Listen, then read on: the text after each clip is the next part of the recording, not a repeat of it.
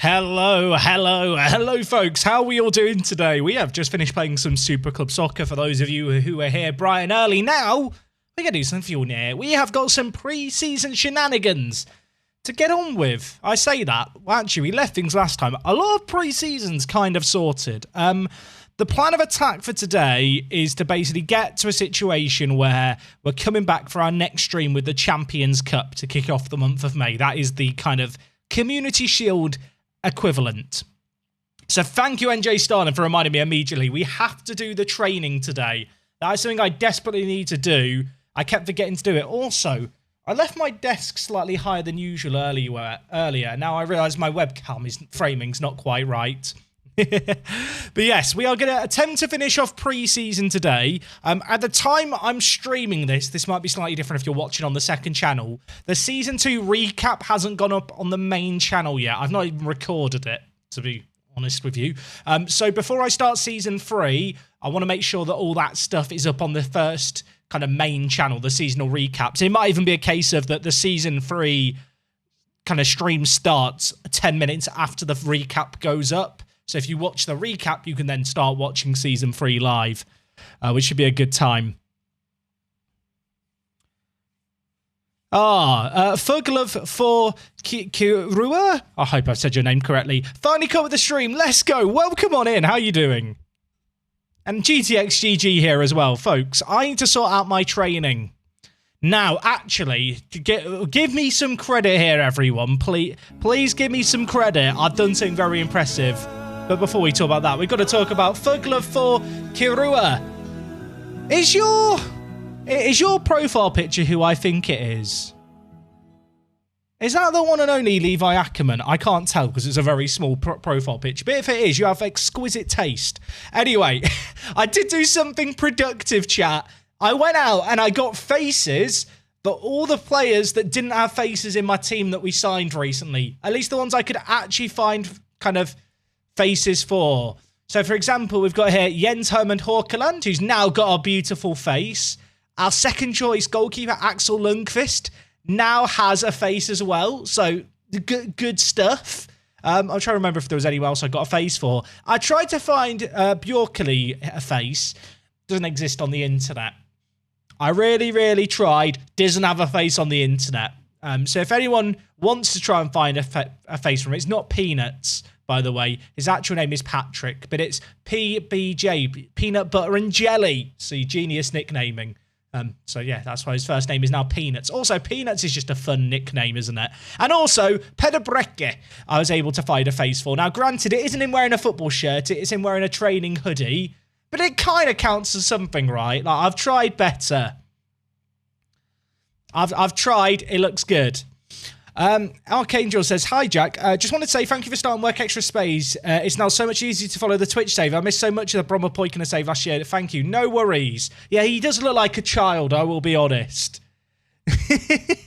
But look, he's a good player. He plays at Alta in real life. I believe he's just signed a deal with their senior team, aged only 16 or 17. So Peter Brekke could have a good future ahead of him in Norwegian football for all we know.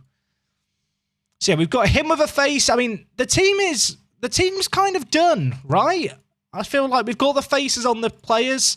We've got 25 people in the first team. Also, Carlos Fortes, I don't know if people saw it. I tweeted out about it. Little shameless plug. It's at Work the Space on Twitter for even more of me, because who could get enough of me, really? Carlos Fortes, in real life, has recently moved clubs, I believe, within Indonesia, unless it was to a Malaysian team. I think it was within Indonesia. I'm not 100% sure. I'm not going to pretend to be an expert in Southeast Asian football. But he scored an incredible goal. I tweeted about it. It was a great goal. It was a great first touch on his weak left foot, and then he finished it on his right foot. So it was just nice to see him score in real life. And also, shout out to the viewer who spotted the fact he scored, spotted it on Twitter, and then proceeded to tag me in it. As like a Southeast Asian football fan. Whoever that was, wherever you are, thank you, because I never would have seen that in a million years. Years. Words are hard.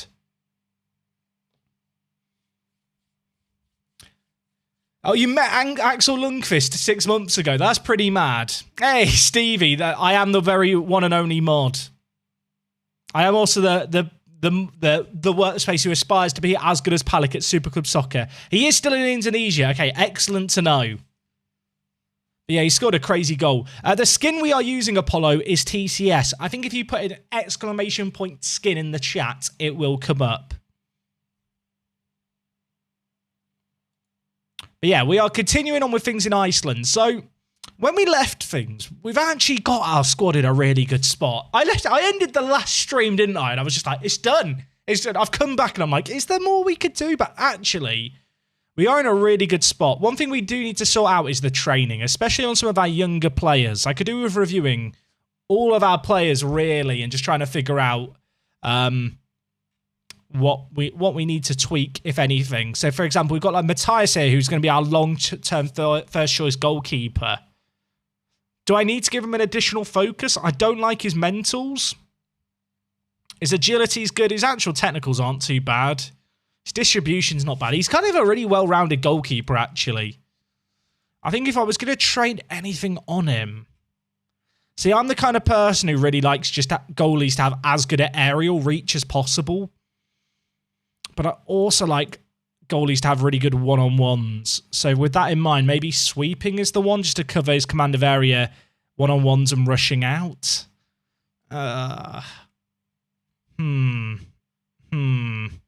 Chat, what would you trade him in? Or do we go? Actually, that could be... Maybe technique's a better way to go with him.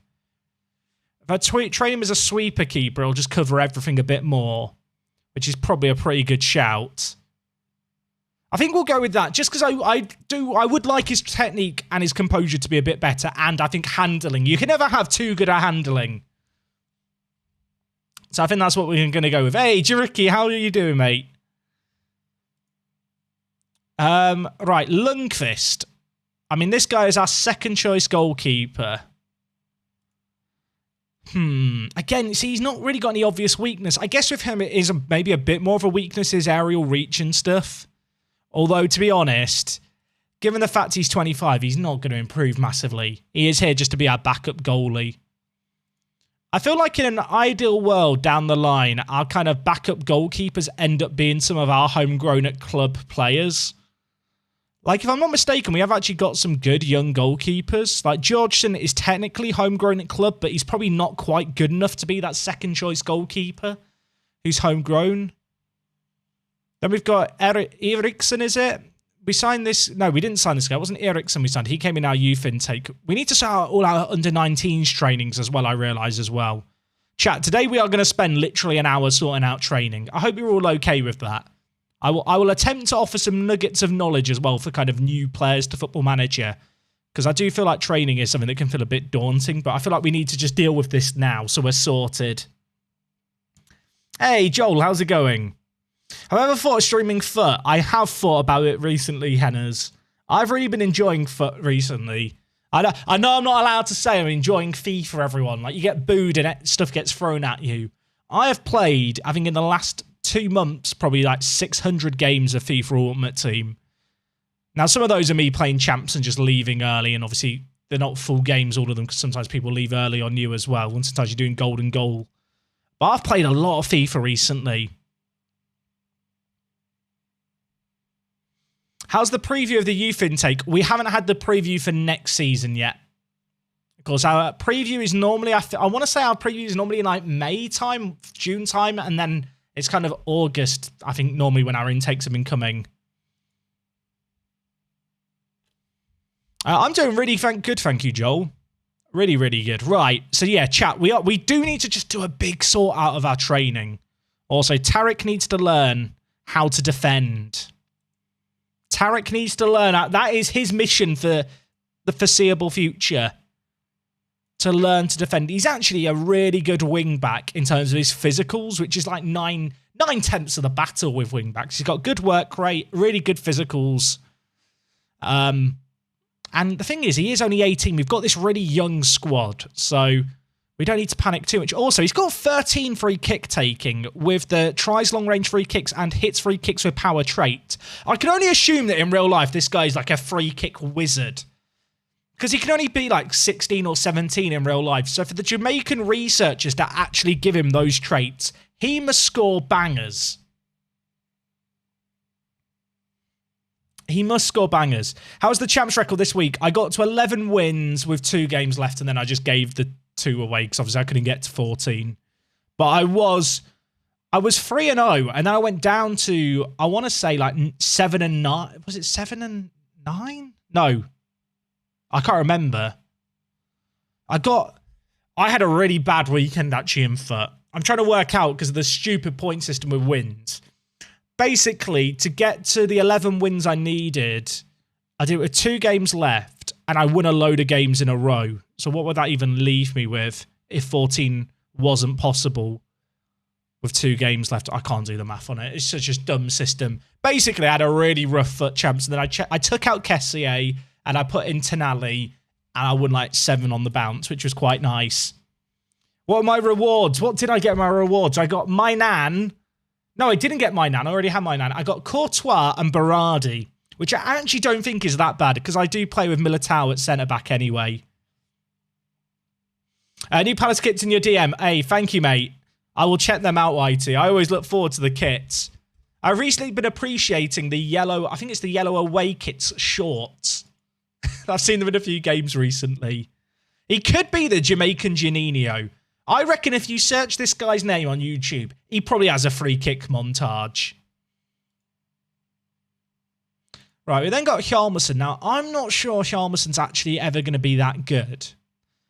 But he could still be a pretty good homegrown at club player. I mean, does he look decent? I feel like he's never going to be amazing, but he's homegrown at club, and that holds obviously a lot of value for us. I think he's fine as a squad player.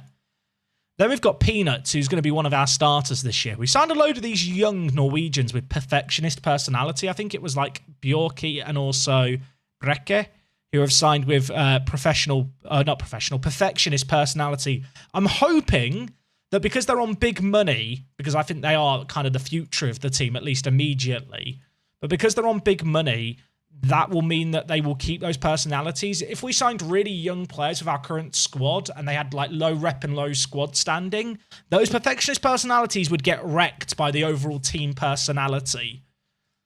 But one thing I have really been trying to do is like sign players of kind of more professional, ambitious and determined personalities to try and give us longer term a really good kind of environment. Because I can't stress this enough. Player personalities and squad personalities really matter, especially when it comes to your more senior, influential players. Obviously, in this situation where our more senior, influential players maybe don't have the good personalities, a lot of them are on balance, there is a risk they drag down some of the younger players' personalities, but I'm hoping that because they're on slightly more money, it might work out in our favour.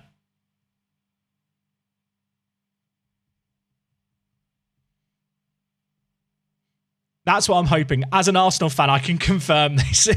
I mean, that's the thing, right? That's the really cool thing, actually, about Arsenal's rebuild. With like the personalities, it's almost some of the younger Arsenal players in real life who I think are the more professional players, bizarrely. Right, so Peanuts, by the way, his first name isn't Peanuts. It is Patrick. But it's Peanuts because it's peanut butter and jelly. Has anyone ever had a peanut butter and jelly sandwich? They're really, really good. But that's why I've called him that, because PBJ, peanut butter jelly time, etc. Anyway, next player, Buasson. Now, Buasson is homegrown at club. Probably will never be good enough to play regularly for us, but I see as kind of a very useful squad player for us to have with the 8 homegrown at club players, at least for the next few seasons. I think realistically, they're never going to be good going forward with 3 crossing and 6 dribbling, so I'd rather try and cover up just some of their defensive deficiencies. Obviously, they've got great pace as well, which is going to help them get forward, but I think in general, just a focus on defensive positioning probably makes the most sense. Hey, Jack, no spoilers, but did you win the league last season? I mean, I feel like at this point, it's not a spoiler, but if you don't know if we won the league last season with Fjolnir, mute me for 2 seconds now. I'll put my thumb up when like it's fine for you to unmute. The answer is yes, we did win the league. Thumb up. You can unmute me now. I've said the spoilers. Yeah, Buasson here, he's not good, is he? He was out on loan at our B team for a little bit. Our B team that is not the B team. The under-19 B team that is actually another team's B team as well. We figured it all out last episode. I'm not retreading over that ground again. Will this be episode 13 on YouTube? I can't remember what episode number we've got to, but yes, all the current episodes up on YouTube precede this one. All right, so Boasson is set up. Then we've got Arnold Gudjonsson, who again is just homegrown at club, kind of squad player.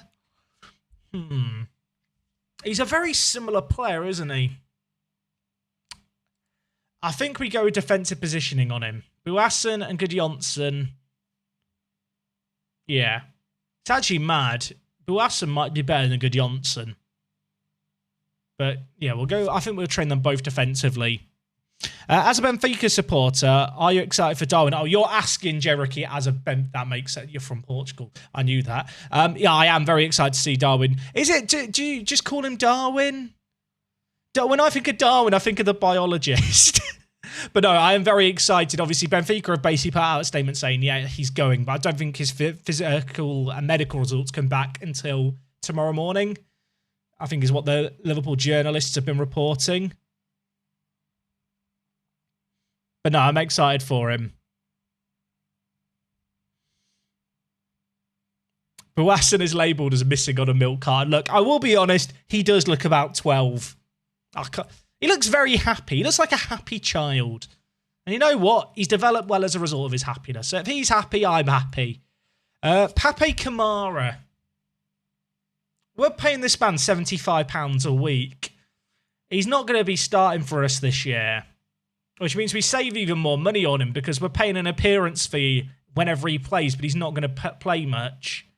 I mean, he's 31. He's kind of past his best. We trained him as centre-back last year, and he did an amazing job last year at centre-back, to be fair. But he's not going to get any better, and his training was kind of fine.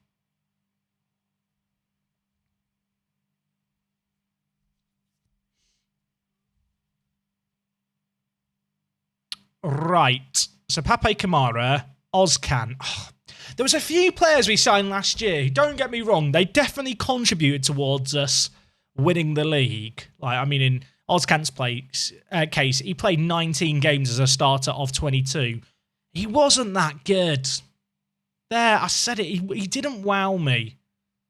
I mean, look at his development. Of course, because he's part French, he's not a non-UK player. What happened to him? Did we train him in a new position? Did he get injured? Am I forgetting something that happened? I don't understand. The only thing I can think is that we trained him at centre mid and he didn't have it naturally before. Obviously, because we're not a professional football club either, training's a problem. I think we maybe trained him to play centre mid. I mean, I don't even know. He got worse, didn't he, over the year? Bizarre. 25 years old as well. There's no real reason for his decline. We'll keep an eye on that. He is on £550 a week. That's not a small amount of money. But he is only a bench player this year. All right, Gudmundsson is our captain, long-term servant at the club, one of the favoured personnel. I mean, to be honest, he's just a good defender. There's not a lot more to it other than that. He's 26, so he's not going to improve massively. He's not that good, to be honest. But for our level, he's fine. I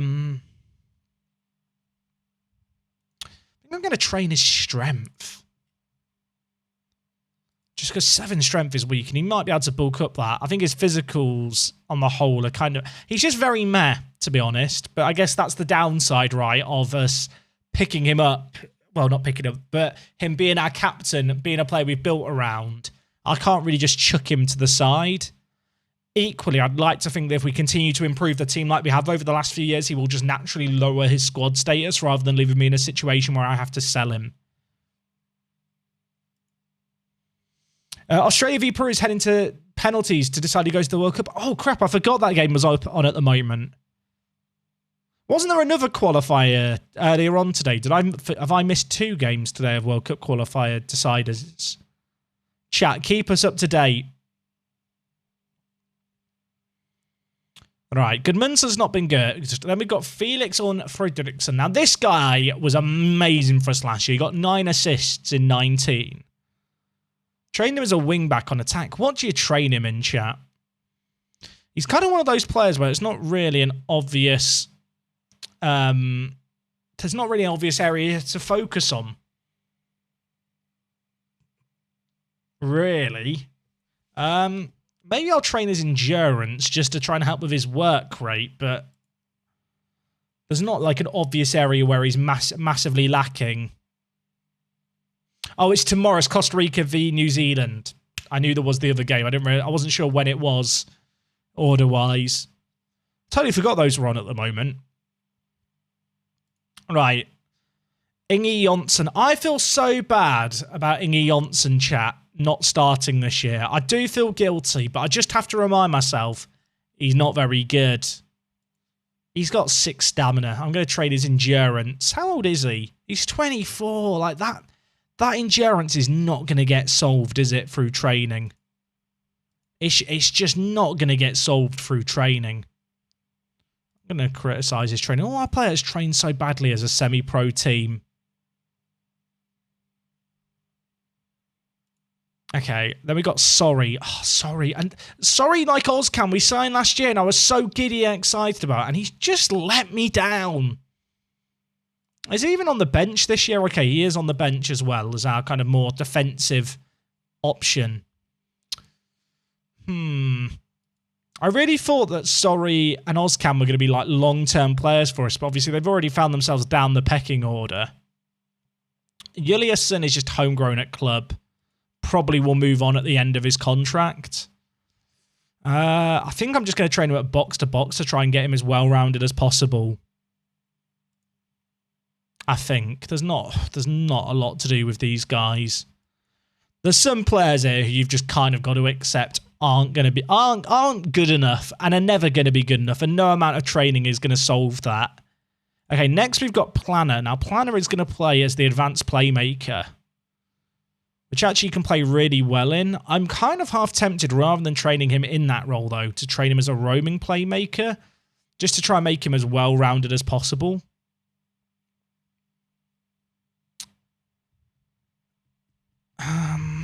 I think that's probably the play. I'm going to put a focus as well on his quickness. I was about to praise him for a 6.5. Why would I praise him for... I'll tell you why I'd praise him for a 6.5. It's literally one of the best ratings of training in our team, which is shocking. We have really, really, really not been training very well. Right, Planner. Then we have Forhausen. Now, Forhausen is, again, one of these players who is really valuable for us at the start of the save game. It's kind of still around by virtue of the fact he's homegrown at club, but he hasn't got the quality long-term to be anything special for us. He's kind of here until we get enough homegrown players who are better. He's not going to improve enough. How does a roaming playmaker play in game? I've never used one because I'd always go with a deep line playmaker. I mean, with the system I'm using on YouTube at the moment with Crystal Palace, I think a roaming playmaker is way better than a deep line playmaker, especially when you're building out the ball from the back. With a deep line playmaker, they will often just sit in the middle, right, and like wait for balls from the centre back into them. A roaming playmaker will often drop in and make themselves open to the fullbacks a lot more. They're kind of more willing to move laterally to follow the ball and have the ball play be dictated around them. One of the few reasons I'm not using it with this system here really is because the centre mid on attack and ball in midfielder will drop as well into those spots. But if you're struggling with playing the ball out from the back, or you notice a lot of interceptions to the deep line playmaker, I think the roaming playmaker, especially if it's in the defensive mid position, is a way better option. What's one feature I want in FM23? I've been asking for this for years, and I will continue to ask for this for years because it was in FM Mobile. I don't know if it still is. I want the ability to go to any one of my players' profiles, go to development, and then look at this here, and then be able to, in the same way that you can basically look at a player's development like this, right? I want the ability to go to the comparison screen, right-click on a player, and either snapshot them in the moment or have the ability to compare them like at certain ages. So for example, I could compare Manfang against Manfang when he first joined the club with the actual polygon. I could look at all the attributes of how he's exactly changed And I know that information is somewhat shown already through the kind of, obviously, these graphs and stuff to monitor development. But actually being able to compare players against them past selves or just historic versions of different players is so useful. Like, imagine you do a save game at, I don't know, let's say Man City, and Erling Haaland plays for you all the way through his career and retires, and you get a new regen wonder kid who comes through your team and he's 18 years old. Imagine being able to compare that 18-year-old against an 18-year-old Erling Haaland or another player in your team with kind of some kind of historical context. That would be so beneficial for how the game works. Like, even if it was just a way to snapshot your team as a whole so that you can kind of then compare any future squads to that previous team, I feel like that'd be a massive improvement. Clippity Clop, thank you so much for the 5 months. I hope you're doing well. How are you? I saw you in Holly's chat earlier. I hope you're all good. I mean, international management overhaul I'd like to see. If there's a year to overhaul international management, it's this year. It just is. This is the year to overhaul international management. You've got a World Cup coming up immediately after the game comes out. No, there's never a year where more people are going to be playing international careers. You know that you're doing women's football in the very, very near future. If you're serious about women's football, you'll know that women's football internationally is almost bigger than the domestic game in many ways. Unlike kind of domestic men's football, international women's football is massive. It's probably more popular than domestic football, which I'm not sure if you could say the same for kind of the men's game. And so ahead of women's football coming out, like, international football needs to be so much better because there's going to be way more demand, I think, to do international management women's save games, especially with people who are fans of women's football. So we'll see. Will I accept an offer from the Iceland national team, or is this just a club save? If the opportunity comes along at the right time to manage the national team, I probably won't say no. At the same time, I kind of want to focus on the club side of things and doing well continentally with Fjolnir, trying to help the domestic side of Iceland's game. I kind of want to focus on that sort of thing and then maybe move on to the national team stuff. So I probably don't intend to be national team manager for at least like 10 years, realistically.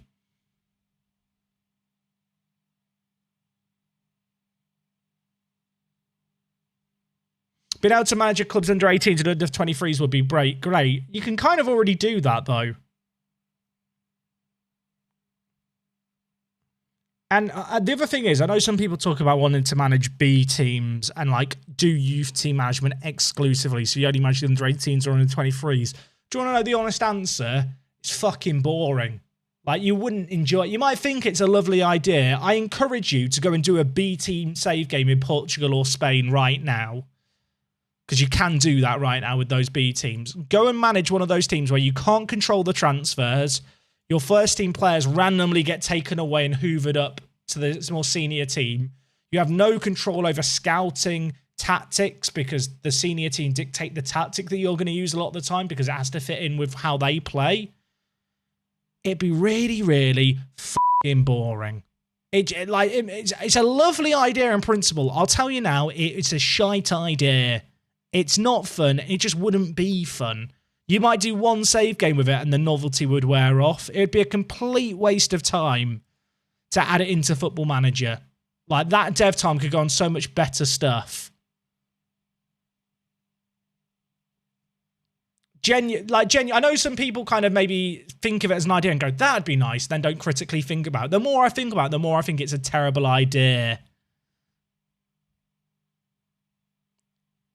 I don't want to crush the hopes and dreams of people who really want to see, like, that kind of side of management in the game.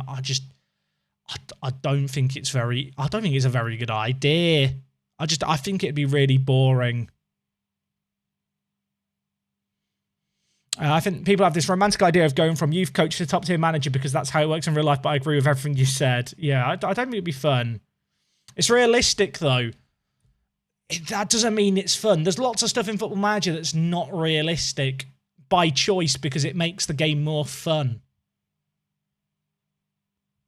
Like, I'm going to be honest, like, real football managers don't see stats. Like, if we want to go down the realistic argument, which I think it's just silly, I understand the idea. I mean, what I'd kind of like to see as a compromise is when you create a manager, you can create a biography for your manager. You can create a bit of a story around them. So in the same way, you know, if you create a manager and a past playing experience international player, and then you go on your manager profile, it says your international caps and stuff. It'd be quite fun if you could create a fictional history for your manager. Maybe as part of that, you could include some youth coaching stuff, and based on what teams you've coached, it would impact your starting rep and stuff. But it just wouldn't be very fun.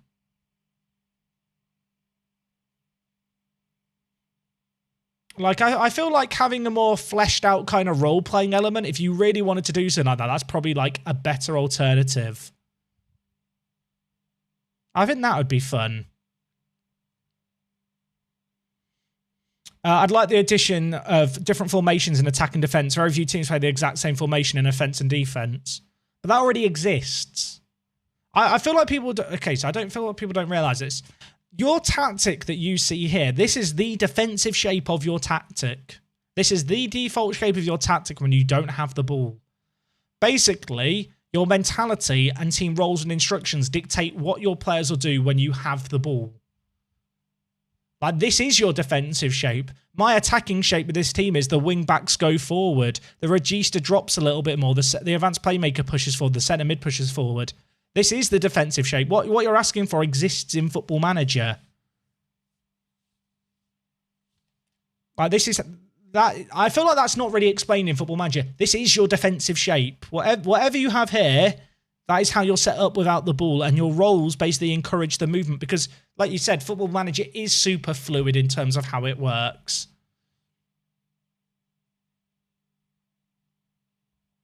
I mean, let's be honest, everyone. We just want to see set pieces fixed. We just want to see set pieces fixed. No, we just want a new set piece creator. I know that Mr. Zealand Shannon would probably cry tears of joy if they just fixed the set piece creator. And you know what? I'm all for it. It's one of the most frustrating parts about the game that I can't believe they've been able to get away with for so long. It's mad that it's been bad for so long. All right, Hymerson, Roman playmaker, Brekke, advanced forward with attacking movement. Is that what we're doing on Brekke? Yeah, that makes sense. Decisions and anticipation need to improve, but everything else is fairly well-rounded on him. I think Pepe Brekke could be really good for us, by the way, chat. He's kind of got a really good template as a player.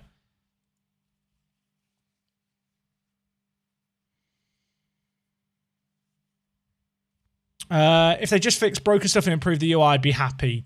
It's weird, right? Football Manager hasn't had a big overhaul in the UI in ages. And I feel like in some ways, like when they got rid of, for example, the bar along the top and moved it to a sidebar, they are like little changes that radically make the game feel really different. Like if you compare the game for the last 5 years, the UI really hasn't changed that much. And there's part of me that from a design point of view doesn't just want change for change's sake, right? I don't want to see them just change stuff and make it worse. But I do wonder if there's like just little things they could do to the UI that would make the game feel quite radically different without it actually being that different.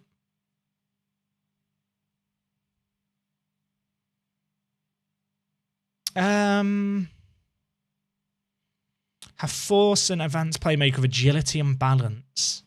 What was I thinking? Maybe attacking movement for the decisions and anticipation. I hate that composure. I hate it. Also, criticize the training. No, we'll go with that.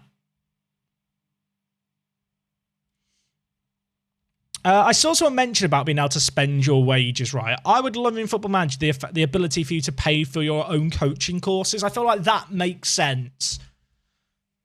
But I don't really want to see Football Manager turn into a thing where you buy a house and a car and the game becomes The Sims.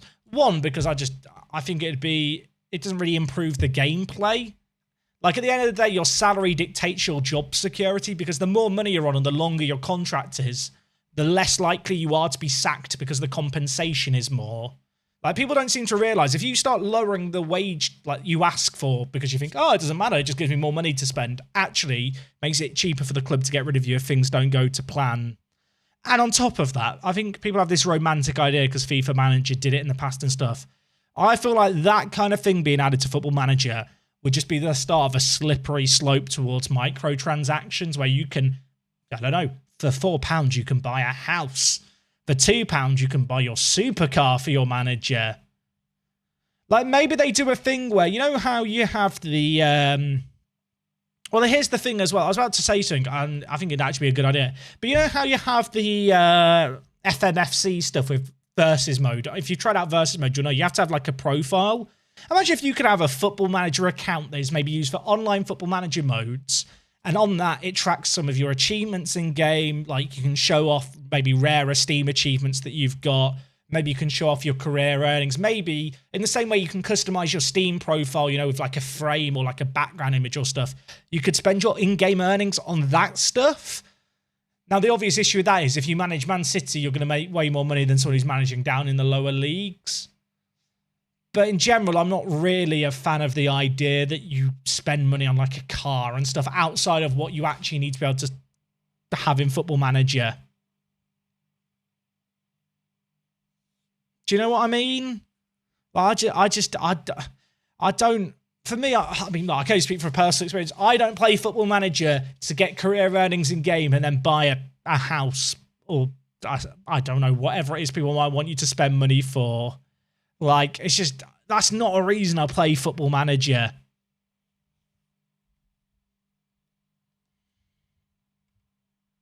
Also, I said I was just going to start the training today. We've only just got to the end of the first team. But I think it's fun sometimes just having kind of chatty streams, if you know what I mean, chat. I enjoy a chatty stream.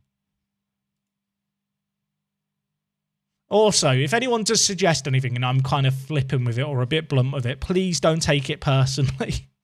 I am definitely someone who sometimes I can be a bit quick to dismiss stuff, or maybe a bit, I don't want to say arsey, but there's only so many times I can hear someone talk about adding B teams to the game before it drives me insane.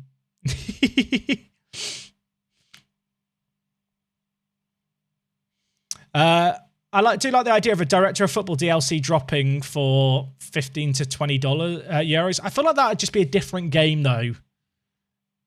Like Director of Football Manager. What would it be called? Director of Football 2023. That felt weird to even say aloud. Okay, chat, we have got to start out the training of the youth team now. So, yeah, let's have fun with that. Yeah, I never played FIFA Manager, but I know that you could spend your salary on stuff. Doesn't want supercars in FM unsubs. I'm sorry. 3-3 in the penalty shootout between Peru and Australia. Oh, nerves kicking in for either player. Right, I need to start out the coaching for the youth team. Chat, are we keeping Pettersson around? Has he realised he's a backup yet? He doesn't know he's a backup. His contract's expired, so I can just release him. I'm going to move him to the senior team and leave him out of the match squad and hope that he maybe has this realisation as to, hang on a minute, I'm not the starter anymore. But I don't think he's realised yet. If he doesn't realise, we'll just release him because I don't want to pay those monies for the foreseeable future. What about dynamic TV money based on the league profile? See, I'd be all for stuff like that, Evgemf, and there are certain nations that have that. I believe it's a licensing issue, actually, a lot of the TV deal stuff. I think there's various legal issues with doing that. Also, Georgian has free aerial reach as a goalkeeper. He is never going to play for me. Right, Seb Jornsson, good handling. Training his sweeping for his one-on-ones. All of our players train so badly. We really, really, really could do with getting better facilities and going pro at some point. Now, he signed this guy from Fram. He was listed as Fram's hot prospect, and he does have really high potential compared to a lot of our other players. So there's part of me that's like, am I missing something? Because he doesn't look that special, but he's training well, apparently. No one else is training well, but he's training well, so we'll praise him.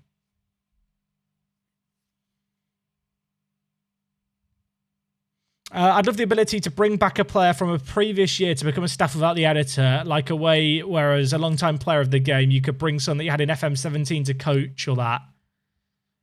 I don't hate that idea, I suppose. Maybe I play the game differently, I feel like, but I'm someone who kind of, I let go of players when I move on to the next save game. What I do think could be a really interesting addition, and I don't know if they'd ever do it, but would be to have cross-compatibility with save games. So if you have a save game in FM22, in FM23 you can play that save game. And I know some people are thinking, well, what's the point in that? And the one point is that there are people who buy the game every other year because they're attached to a save game where they're distantly in the future. You know, if you had a save game, you're 20 years into it and you feel like you've got unfinished business, having the ability to port it in a one-way forward movement into the new game and continue playing it would be quite good. But actually, the real reason I want it is because if they added that feature in now, in 10 years' time, you could theoretically create a save game in FM22 and move it forward 1 FM at a time so that in FM32, you could play a retro FM22 database 10 years down the line based on just moving a save game forward, and it would be like the actual game completely. Now, there's probably all kinds of technical hurdles as to why having a save game move through that many versions of Football Manager would be terrible, but it would certainly help Football Manager maybe get through some of the legal issues with having like retro databases. Because one of the reasons Football Manager can't do old school databases like years ago and release them as their own thing is firstly because they take a lot of effort to design and make work and do the research for, but secondly because you get into all kinds of legal and licensing issues. So having the ability to just circumvent that by having backwards compatible save games would be pretty good. Oh, did Australia beat Peru in the penalties? That's pretty mad.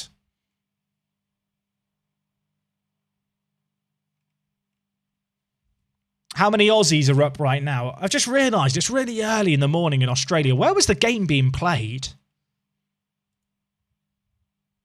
It's another goalkeeper who has no aerial reach.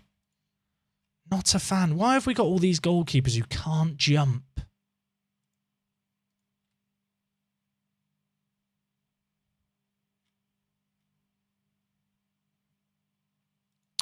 Right, Ericsson's set up. How many more? I've got so many players to get through. Right, chat.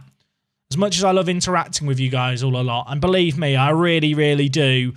I do really quickly need to just go into super concentration mode here and actually sort out all the training because I'm spending far too long doing it. As much as I'm enjoying the chat, and believe me, I really, really am.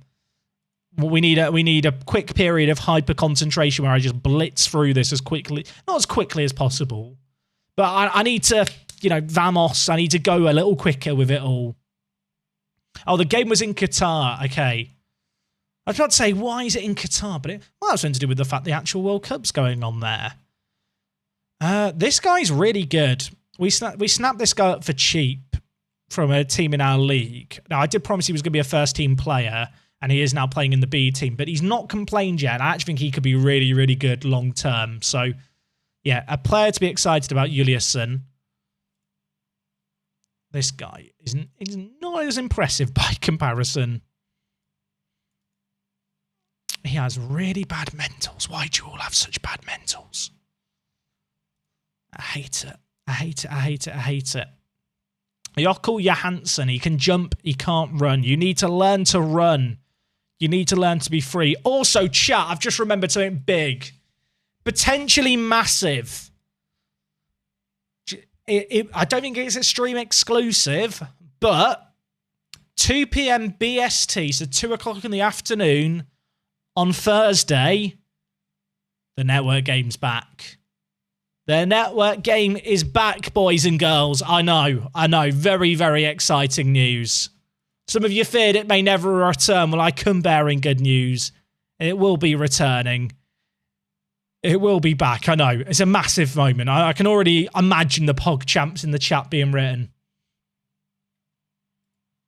It's been 3 weeks since the last one, so I'm very excited to get back into it. Also, our youth team is rather bloated. I feel like I've signed more players than I needed to contracts, but it's fine, right? Feel sorry for our coaching staff. It's like, you know, like in real life, how schools are getting overcrowded and like teachers are being, you know, forced to have more than 30 pupils in a classroom at once. I feel like our coaches are experiencing this in Football Manager. Also, apologies to any teachers who watch the streams. I know there are some of you that work in education. You're probably just shuddering at the fact I'm mentioning the 30 pupil classrooms. Right. Is he a good wingback? He's actually pretty good. Guatterson. I'm a fan. Train his quickness. Jake Fallowfield, mate, thank you so much for subbing with the tier 1. I appreciate that massively. How are you doing, friend?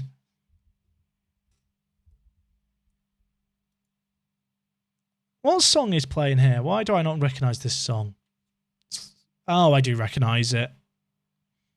It's way quieter in my ears than it is for you, chat, because I need to be able to think. Hey, Total Mug coming in with a 13 months. 13! It's unlucky for some. It's not unlucky for us, though, friend. Thank you, mate.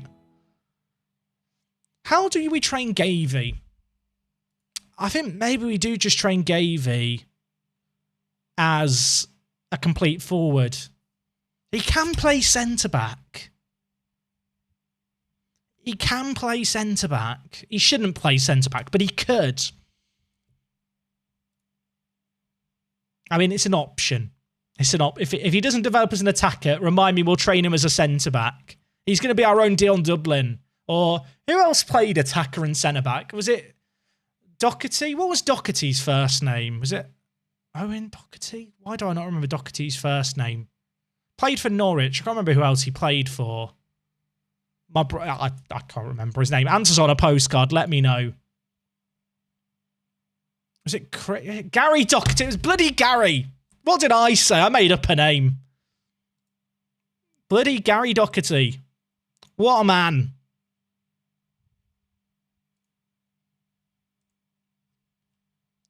This guy needs to get way better with his physicals. We'll train his quickness, but they all need to improve.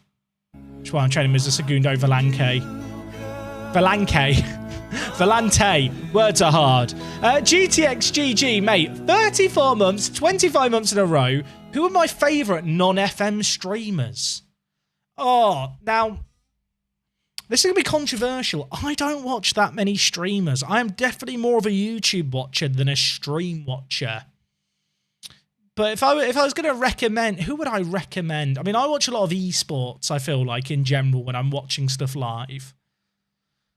Do I even watch that? I'm now sat thinking, what gaming streamers do I watch who don't stream Football Manager? And there really aren't many. Is that a shocking confession from me? Check who I follow. I guess I could just do that, couldn't I? Who do I follow? Because that means there are people who at some point I had a passing interest in their streams, or at least watched them a little bit. I mean, I used to watch like Sacriel, for example, back when he was doing his DayZ stuff. There's like people I follow from CS like Steel. Who else have we got live right now? Stripping, I'm sure some of you guys know. Lyric. Randolph I follow from when he does his odd FM bit. There's a few like Overwatch streamers. There's a few people who I've known for a long time in like the gaming space. Like some of you might know him. I'm Marksman. Plays a lot of CSGO. Used to be a professional Fortnite player. Like people who I've just gamed with for a very, very long time over the years. That's actually one of the weirdest things, right? Like before I did YouTube doing Football Manager, I did a lot of other, like, you know, content on YouTube. Obviously, like a lot of it was like collaborating and maybe helping out other like upcoming creators. It's really interesting to see how many people I know who are now really successful in the gaming space. Like people who I knew years ago and like it's really, really cool. It makes me proud to see them like smashing it. But it also makes me wonder how much me being surrounded by those people contribute to my success, even if it was just indirectly. You know, little bits of knowledge I picked up from them. Like, it's such a cool feeling to be kind of, you know, in the fortuitous position I'm in, where I am a gaming content creator, and I'd like, even if it's not, I'm not, you know, massive by any means, like you do feel a bit like a pioneer into an industry that realistically has only been going for like 10 years. And like, it's really cool. How easy is it to start streaming? Like from initial outlay on hardware to build up a regular audience? I would say with streaming, you've got to do it because you want to enjoy it. Like the reality is that 99% of streams on Twitch will never get more than 5 views a stream. Like that is just kind of the cruel reality of streaming. And I think to be truly successful at streaming, it takes a certain mindset. I think maybe it takes a certain type of personality. I don't even feel like Twitch is the best platform to get started on in terms of building an online audience, just because discoverability is so bad. But if you're thinking about starting streaming, this goes out for anyone. Just give it a go and see if it's for you. Don't spend a load of money on hardware and invest a load of time and effort into other bits. Like your first few streams will be really, really awkward. No one can sit in front of a screen for the first time and just talk naturally. Especially, like, I'm fortunate, I have you guys to interact with. It becomes way easier when you have people chatting, even actively. Even if it's just a couple of people, to keep a conversation going. But I think you learn a lot about yourself and if streaming's for you after the first couple. Would be my genuine thing. And the other thing is, you are live for extended periods of time. So you kind of, I saw someone write, be genuine. You've kind of got to be yourself. Which is kind of weird, right? Because on the one hand, you've got to be yourself. But in being yourself, it also needs to be entertaining if you really want to make something of it. Like, it's one of those tricky things, right? Like, to be a full-time YouTuber, to be a full-time creator, to get it to a point where it is your career, there is a degree of natural ability involved. Like, there is only so far that custom hardware, custom overlays, and hard work can get you. In the same way with kind of any other profession, I think, especially kind of more artsy professions in terms of, well, art, design. Like, you can learn the principles of design, but unless you've got the ability to apply them and that natural creativity, no amount of software skills is going to help you. So I don't want to compare being a full-time creator, professional streamer to being a professional footballer, because that seems like a really weird analogy. But I think you might know what I mean in terms of you need to have a natural ability to talk. And I think that can be polished over time, but I think you've got to have that something about you really to make it work long term. And I'll be honest with you, it's not for everyone either. I feel like there's this, maybe this has changed slightly. I think it has changed slightly. Like, what I do, it's fucking awesome, and I love my job immensely. It's really hard work. I don't really have weekends off in terms of, if I wake up in the morning, I'll check Twitter. I've had maybe 10 people tweet me overnight. And I like to try and interact with as many people as I can and just, acknowledge these people who tweet me, who gives me some of their free time.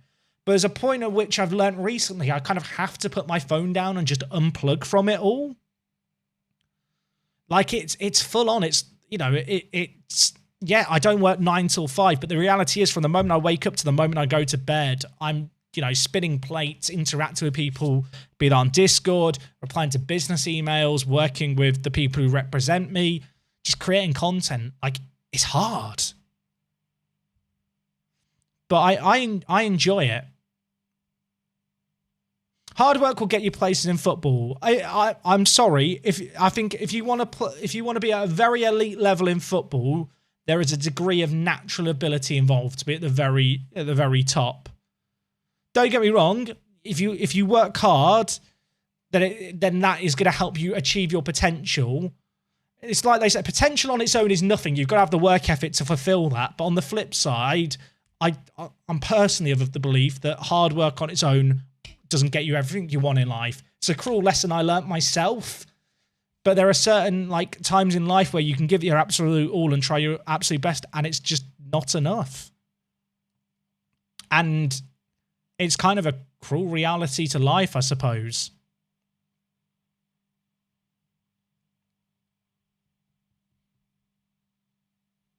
Hard work will beat talent if talent doesn't work hard. Exactly, Parker. I'm sure there's all kinds of different phrases around that kind of ideology. We had a discussion on my stream not that long ago. This is a bit of a tangent now. But hypothetical world chat, you are now 14 years old, and I tell you, in 6 years, you've got to succeed in the Olympics. You've got to get an Olympic medal, and you're going to dedicate the next 6 years of your life as hard, and you can work as hard as you want. You've not got any other responsibilities. What Olympic sport are you picking that you think you could be a top 3 athlete in the world at on your day? Like, realistically. Because to get to that very, very elite level, practice on its own just isn't enough. Like, I think what I came down to was archery or shooting. But even then, especially something like shooting, the people who are professional at shooting, like, shooting is a sport where you get Olympic winners, like, in their 50s and 60s. Like, those people have been doing it for 40 years at that elite level. And even then, it's like, maybe you could win the gold medal at shooting, but I feel like there's still a natural amount of reflexes about subtlety of how you can move your body and, just general muscle control that probably isn't appreciated by people who don't shoot professionally. Like, everyone kind of has their own ceiling. I'm just pissing off players. I need to stop talking to people. Tag Cut, thank you for subbing with the Prime for 7 months. What about life balance is hard? Harder when your life is part of your work. Having to be a person I see online seems like my worst nightmare. Don't get me wrong. There's some days where I absolutely hate it. I love it most of the time. I think you have to be a certain type of person to be able to enjoy it, right? But it is hard.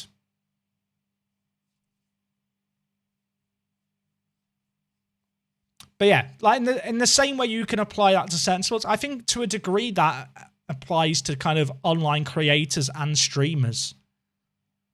Which might sound a little bit weird. I appreciate if you've never tried streaming or making videos, you probably just sit and watch me or anyone else streaming Football Manager and go, looks easy. It's really difficult. I encourage anyone just to give it a go, especially when you're starting out. It's so hard. And it can be difficult. I think there's this initial hump to get over. I'll have a crack at the pole vault. How bad could it be? The one where you spin around and throw the dumbbell thing. Do you not think that, like, the hammer throw takes a natural amount of, like, ability to build up muscle? Because at the end of the day, the hammer throw is, I guess, about releasing at the right time, but it's all about creating as much energy for a gyroscopic motion. I imagine so much of that comes down to your genetics and how you're naturally built, how your body naturally processes stuff. Jake, I saw your first time chat. You said about your brother being a pro footballer. What's their name? I'll check them out for you, mate.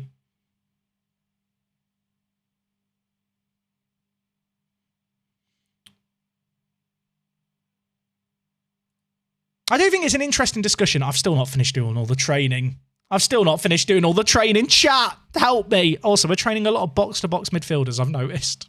Maybe that's just me going into autopilot, training them all at box-to-box midfielder. So, I'm not paying 100% attention. Also, we've got a lot of players who just can't dribble, I've noticed. Ryan Fallowfield. Okay, hopefully he's loaded. If he's not, Jake, I am sorry. Ryan! I don't think... I'm sorry, Jake. I'm sorry. Unless you've baited me with a name here. Like Reese Hind. I don't think you have. If you have, congrats, you've won. You've played me.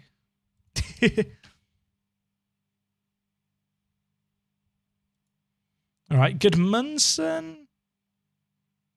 Train as a box-to-box midfielder.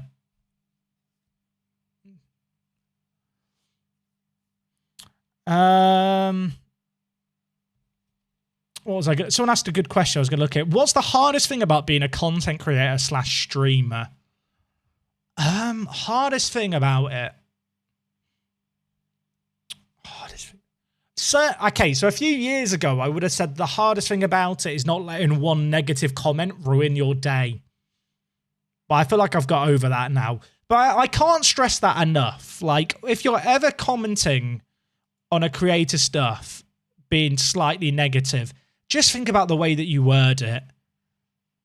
Because I've kind of got over it now. I'm definitely someone who can just shoulder, like, crap comments. And at the same time, I'll sometimes just clap back at them as well, because I take a weird entertainment from, I don't know, interacting with people who are just overly negative, who just don't understand something. But it's so easy for you to put hours of work into something and then someone to go, wish you'd done it this way instead.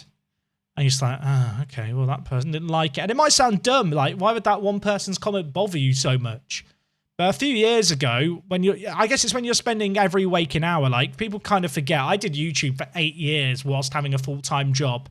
I'd spend 9 hours working my main job, get home, spend another 3 to 4 hours working on a video, upload it, just to have someone say, oh, it was shit.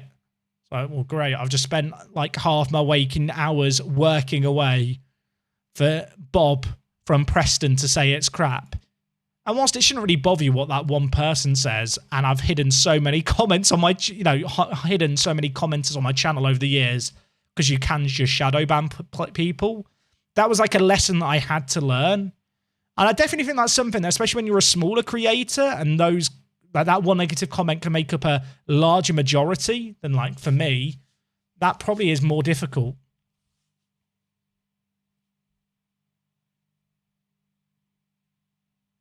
Have I finished the training chat? Have I done it? I think I went a bit into autopilot at the end, so some of the latter ones might not be properly done.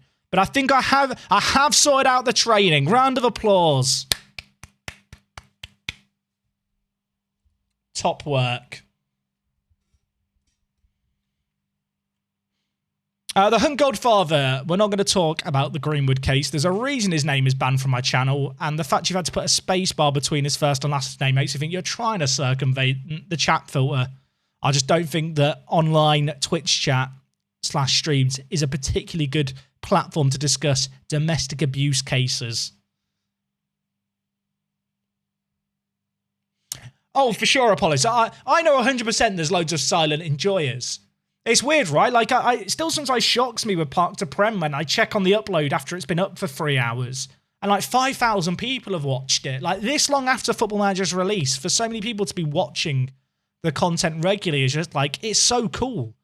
And the bizarre thing is, a lot of those people will just not leave a comment. Like 5,000 people, a lot of them will just silently enjoy it and go on about with their day. And I know those people exist because they're watching the videos. But it's, it's that weird thing. I'm a silent enjoyer. In the same way you have lurkers in Twitch chat. There are people who are watching this right now who aren't chatting away. Those people are out there. I see you. You don't have to chat now. It's fine. Just go. You can go back to lurking. And I know those people exist. Now everyone's going, I'm a lurker. Don't expose yourself, chat. The lurk army, everyone's here. There's just eyes emojis being spammed in the chat. There are people watching. I knew it. I knew my mum wasn't just botting my streams.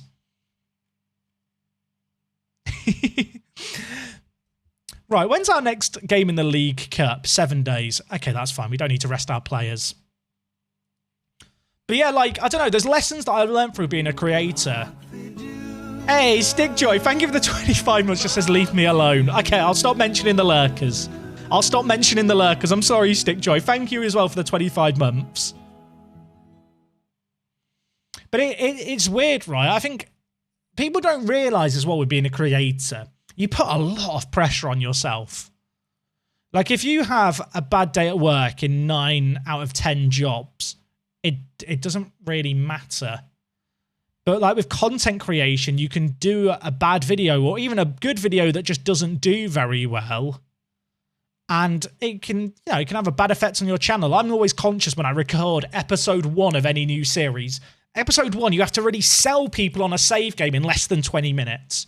It's a video that you can't be assured, like a regular upload, 50 episodes in, people are going to watch all the way through. You've got maybe 2 minutes to make an impression with people. And there was a point where I used to get really stressed out about episode 1s of series because it almost felt like they could make or break a series. I feel like that's something that's almost untalked about with Football Manager save games. Like that first episode, like, is so critically important to anything. Like, and you can put pressure on yourself when it comes to coming up with a new series idea, when you're looking to follow up another save game. You kind of have to just put this trust in yourself. You're going to make the right choice. Like, I've talked about it before on stream. When I pick a save game to play on stream or to play on YouTube, that's like the biggest business decision I'm going to make for months. Like, that decision is going to determine the trajectory of my channel for as long as that series is active. And I think when I first started doing content, there were times where I'd do a series and I'd realize 10 episodes in it was a crap one and people didn't enjoy it and weren't going to watch it. And I might be scared to kind of pull the plug on it too soon. And you certainly don't want to get in a position where you have lots of series that are kind of misses that you pull the plug on, because then people struggle to then invest into the next save game, because maybe they are someone who really bought into this save game that, you know, as a creator isn't successful enough for it to kind of, you know, pay the bills. But I do feel like that's one thing I've got a lot better at recently, is being able to make decisions when it comes to series and what I'm doing.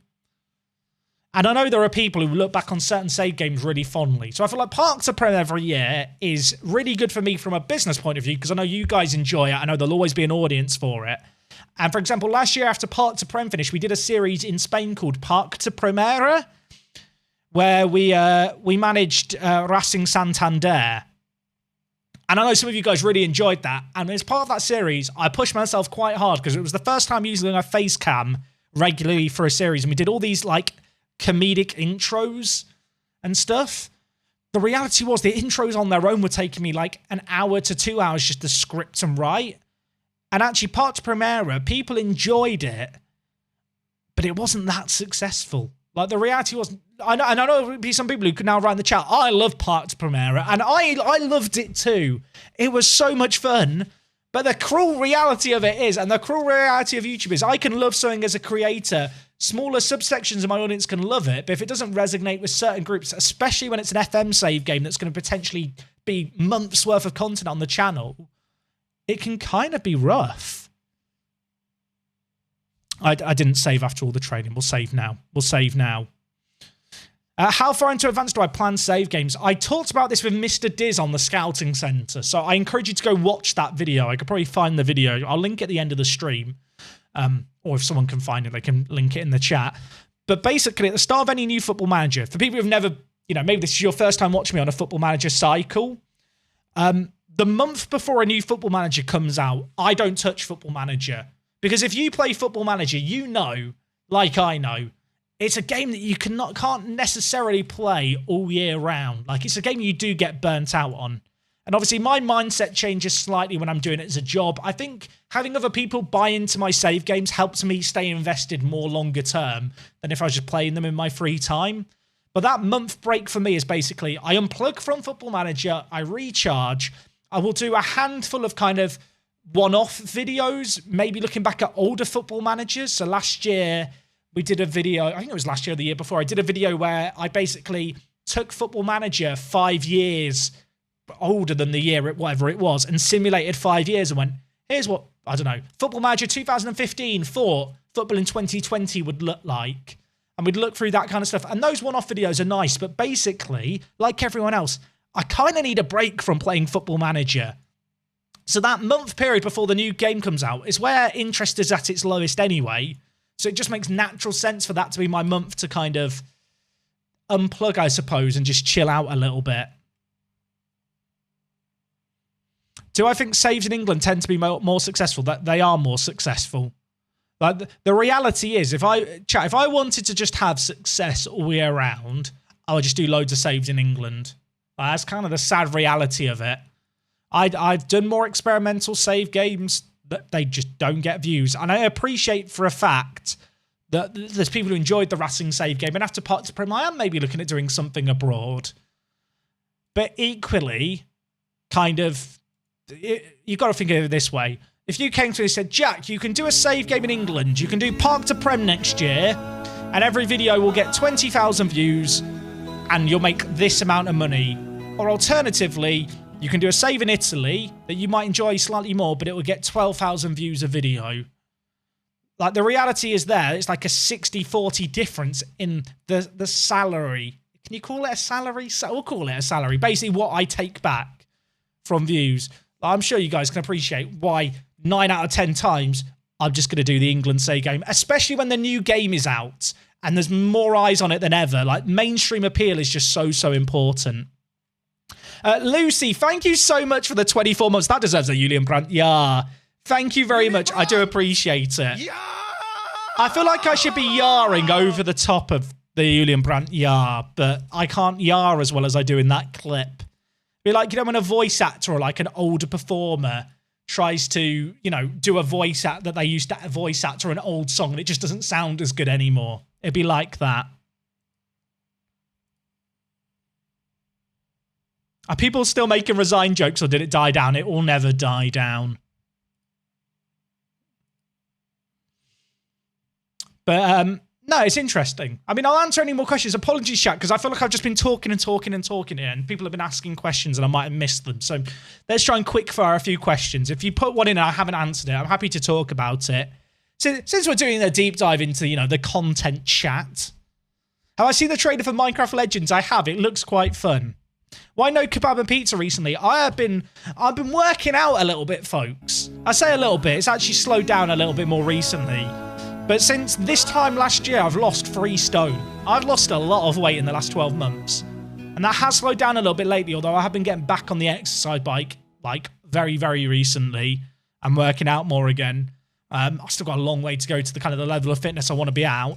I think, like a lot of people, lockdown absolutely f***ed me. Did anyone else relate to that? For a non-Brit, for real, what's a stone? I think a stone is like... Is it 9 kilos? I'm not sure. Right, question time. Can't wait for FM23 Park to Prem, to be honest. That's fair. Who yells Julian Brandt? Yeah, me. Have I ever considered doing a series like with a World Soccer League or American League Pyramid? I have done some stuff like that. People just don't watch them. I think there's people who enjoy the fantasy database stuff, but a lot of people, realistically, they want something that is just grounded in reality. And equally, if you do a fantasy database thing, you won't get many people searching about it. So a lot of like new viewers who come into my channel maybe find it through searching for something. So, for example, I did Newcastle as my beta save this year. I know I had a load of interest in my YouTube channel from Geordies and just Newcastle fans who found my channel through that. And so they are people looking for Newcastle save, England, Football Manager, especially after the takeover and stuff. Obviously, that doesn't work to the same way when you're using fantasy databases. LQD, Bamtastic, thank you for subbing with the Prime. I appreciate it massively. Why did I call myself Work the Space? I thought it sounded cool, is the simple answer. Do I like Yog mids? I love them. Get a Yog mid going in the chat now. What's my favourite role in FM22? Roaming Playmaker. Do you think Twitch saves are easier to do something a bit different? Because when it comes to Twitch, people watch for the person, not the save. Yes, absolutely. I don't know if I could do this save on YouTube. Although, to be fair, I think people are buying into it a little bit. And it's been cool to see the VOD viewership grow. And also people enjoying the first Season 1 recap, speaking of which the Season 2 recap will hopefully be on YouTube tomorrow. I've not recorded it yet, so need to do that. That's tomorrow's job for me, because I'm 2 days ahead with Park to Prem. I did 2 Park to Prem recordings today, so that tomorrow I can do the season recap. If I was going to start now, would I prioritise Twitch or YouTube? If I was starting now, YouTube takes way more time to do than Twitch. Way more time. Like with Twitch, you can hit go live and just fire away and you're rolling. YouTube is more time consuming. Assuming I had another job, I'd probably just do Twitch, doing it for fun. I think the reality is now, if I was 28 years old and I looked over at the Football Manager community, I don't know if I would even necessarily make content in the first place. I started doing content at a point in my life where I was a student, I was in my second year, I had loads of free time, and I was able to build up an audience and people just kind of enjoyed it, and that kind of kept me motivated. Like, one of the hardest things as a creator is building that initial audience. And I certainly know that some people will look at my success on YouTube and say, well, that's because you were the first person doing FM content on YouTube, which, I mean, firstly, it's just not true. Although I was early, as opposed to the YouTube game. I started back in January 2013. So it's going to be 10 years of YouTube next year. I wouldn't say I'm the first one the reason I'm successful, at least in my opinion, isn't because I was just there first doing it sooner. I'd like to think you guys enjoy what I do. I'm pretty good at presenting. I have a relatable, semi-fun sense of humour, and I do have a bit of a business head on my head as well in terms of understanding what it takes to be successful on social media, forcing engagement, and, you know, basically being able to, you know, cultivate an audience online, because that is 9/10 of the challenges in many ways. I was talking about all this for a reason. I know why. Because the reality is, folks, yes, I started sooner than a lot of people, but also I'm still here now. I'm kind of the last one standing from the dinosaurs of Football Manager creators. And look, I'm not naive to the fact that because I've been doing it for so long and maybe came up at a less competitive time, I'd equally argue I had to battle the difficulty of remaining relevant for 10 years. Like, there's not many people who I watched on YouTube 10 years ago who I still watch now. And I imagine that's the same for a lot of you guys. I'm sure there's some people sat now thinking, oh, I was watching you back in FM13. You're one of the OGs. Give yourself a coconut. But, like, like that is a challenge in itself, remaining relevant online. What camera settings do I use in FM? TV, lowest height, max zoom. And yeah, that's the other thing, actually, Cashless Cake. There's some days where if I'm not streaming, I probably don't work 8 hours a day. And there was a point, actually, when I first went full-time where I felt almost guilty about that. But I kind of have to remind myself, I was doing YouTube pretty much daily for a lot of that 8-year period before I went full-time, whilst having a full-time job. Like, as much as there's some days now where perhaps I don't work 8 hours a day, I know that for the best part of 6 years of my life, I was working 14 hours a day, and it's like, maybe I've earned a little bit of that respite at times. Am I going to stream F1 Manager? Absolutely. Yeah, I will be.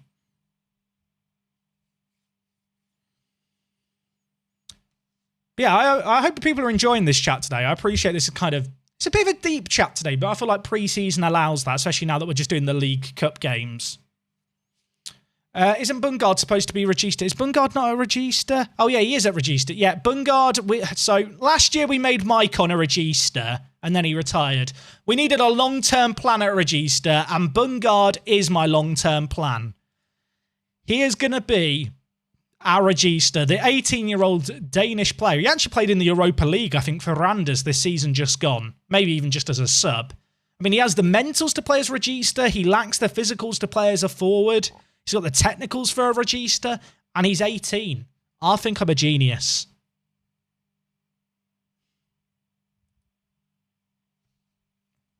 He's our planner B, true. Maybe create Work the Space F1 for the new game. I think if I'm going to do stuff, I'll do it on my current channel or the second channel, Jeffers. I think my plan is, if I can get some early hands-on at some point for the new F1 management game, I'll trial some of it before release on the main channel. Depending on how it's received there, it might be that I do a Let's Play series over on the second channel. It might even be that the second channel's Let's Play series of F1 Manager is actually streams edited down to videos. How am I going to schedule F1 Manager and FM Manager? FM Manager. Football Manager Manager. I mean, the game comes out in August, right? Like, the reality is that Football Manager is going to be slowing down by then. So I'm sure it'll take some creative planning. But I would normally slow down the content by August anyway. Like, it's weird, right? Like a lot of jobs, working as a Football Manager YouTuber is seasonal. It's a bit like being a gardener. Nothing's going on in the winter for a gardener. It's all about the summer. Whereas for me, it's kind of the period... My deadest period of the year is normally kind of the end of a summer football tournament, if there is one, through to the next Football Manager. And so F1 Manager releasing in that window, like, for me as a creator, provides a really interesting opportunity to maybe try something in that gap.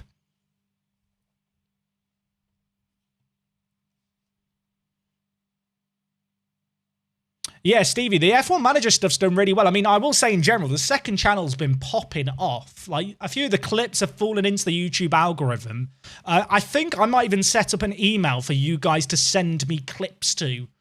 So if you can remember old clips, or if there's certain things from old videos that you think deserve to be on the second channel as their own standalone thing, I'm definitely up for putting some more clip stuff on. I've got certain clips already scheduled to go up.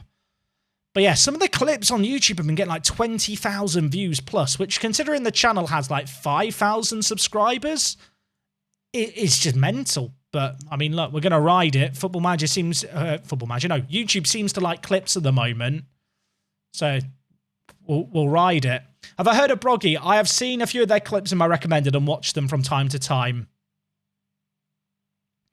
If views weren't a thing, what experimental save would I start next? I've not even given that a thought. If views weren't a thing, what save would I do next? I mean, if views weren't a thing and I wasn't thinking about financial motivation and like making stuff work, I'd probably just keep playing Park to Prem for ages. But I appreciate that there is a longevity to save games that can kind of outstay its welcome if you play it for too long, especially when you're being really successful. Like, I'm certainly aware of the fact there are some people who watch Park to Prem who see me win a Champions League once and go, well, that's the series done then. And, you know, that's perhaps how they play Football Manager. For me, playing Football Manager, one of the big kind of challenges is sustained success and managing kind of the conveyor belt of talent coming through. Thoughts on True streaming? I've caught the odd stream of True's. They're really, really good. I think it's cool to see people like him who have found a really, really good format for videos, like trying out streaming, because to me it screams out that maybe he's thinking about going full time, which I hope he is. His content's certainly good enough to be able to do that. Equally, it's that weird thing where it's a sign of a healthy ecosystem to see people like him come from nowhere and have really successful YouTube videos. His YouTube videos are sick to watch. They work really, really well, and they've like hit the algorithm and they get recommended everywhere. And I'm sure there's some people look at his content and go, Jack, why don't you do something like that? And I don't mind being transparent with you. True's videos are sick. Like, he'll do a video a week and they'll get like 60 to 80,000 views. They might even get more than that, to be honest. I've not checked the more recent ones after I've watched them when they first go up. But like, for as someone who has to pay the bills, what is better, doing a 10-minute video once a week that gets 80,000 views? Let's say 80,000. I don't know the exact number, but 80,000 views on average. It's a 10-minute video. There's one ad in it at the start, maybe one ad in it at the end. And it goes up, as I said, once a week. I think it's probably conservative to play through a season. Or for me, who's developed a different format as an audience who watch stuff a different way, is it better for me to upload 5 days a week, get 20,000 views on every video, and within that kind of 20 to 30-minute video, be able to have a video advert at the start, an advert at the end, and say 2 to 3 adverts in the middle? Like, kind of the reality is that whilst views are a very important aspect of like growing a channel and building an audience, until you hit a certain critical point, like having success on like a scale where you're putting out one video a week isn't going to eclipse someone who is putting out fewer videos a week, but they're longer and they get more views. Like if I was in a situation where I don't have bills to pay right now, I'd probably be looking at True's format and how I could do it. And if I could do it, because I think it takes a certain skill set to do it, and a certain personality and presentation skill that I don't know if I necessarily have, because I've never really tried to do stuff like that. But even if I did it to like a reasonable success, it's probably not going to make as much money as what I do now. City94, mate, thank you so much for the 15 months. Also, chat, I'm really glad we can have this conversation, actually, because I think a few years ago, people had I don't want to say a cynical viewpoint of creators, but I definitely can remember a time, and I was probably part of this group, actually, where creators for the first time were starting to do brand deals, and you just see people spamming sellout and stuff in their comments on YouTube. If you're around on YouTube maybe 5, 6, 7 years ago, you might remember this era. Like, the word sponsorship was an icky word, whereas I feel like a lot of kind of audiences now are far more receptive and understanding of the financial kind of aspects of it, in terms of when you make a video for YouTube, it's a business, right? Like, you've got to earn a keep at the end of the day. And I think if you were to be transparent about kind of your mindset with certain types of content, people probably wouldn't like it. Whereas I think people understand the space a little bit more now.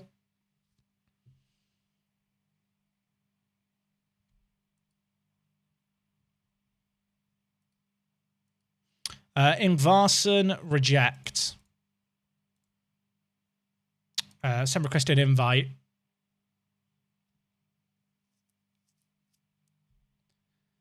Sponsorships are fine as long as they're not exploitative too. Glad the gambling sponsorships are disappearing. I kind of agree with that. I think there's a fine line between gambling and kind of other types of kind of sponsorship.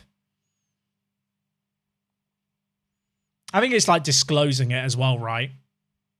What will I do when I reach 1 million subscribers on YouTube? I will probably be 6 feet under. But if I'm not, I don't know. I'll go partying. I'll rent out a quad bike in Ibiza and drive down the beach. There you go. You heard it here first.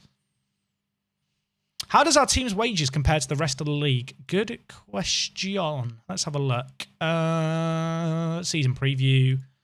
So we're spending 675,000 a year, which is bigger than all the teams predicted to finish below us. It's the 5th largest in a league of 12. I don't know if I thought we'd be higher or lower than that. We're just ahead of FH. It's kind of fairly average now for Iceland.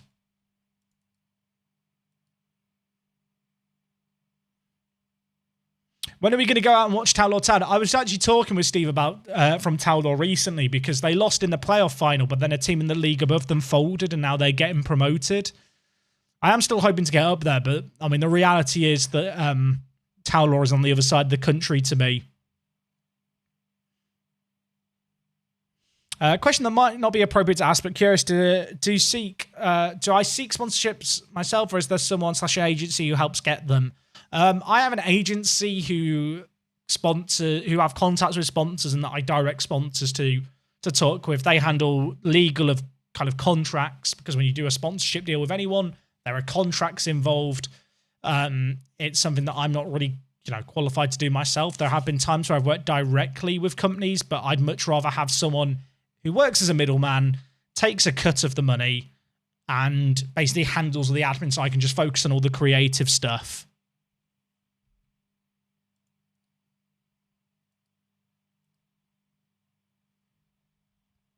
I love feeling alone, except for days like these where I'm feeling under the weather. Any tips for those days?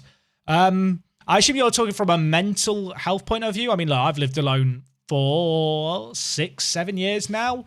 I think for me, when I'm having my bad days, I have to just find little things to do. And it might sound really dumb. I've talked about this on stream before. For me, if I'm not feeling so good, if I wake up in the morning, I'm like, I feel crap today. Because everyone has those days, right? I think if you're feeling alone, if you live alone, if you work from home like I do, and you don't necessarily have that person to turn to, it can be hard. I think for me, the thing that I often do on those days is, and it might sound dumb, I make my bed and I open my curtains in my bedroom. Even if I'm not going to spend the rest of my day in my bedroom. Like, there was a period in my life, I know that if I'm not mentally in a good space, my house just becomes a tip. And for some reason, like, a good way to get off to a good start on what feels like it could be a crap day is just to open the curtains and make the bed.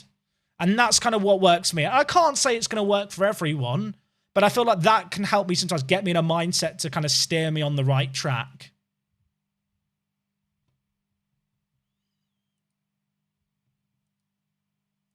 Right, how are we doing in the League Cup? Have we won all our games? We have won all our games, but so have Breederblick.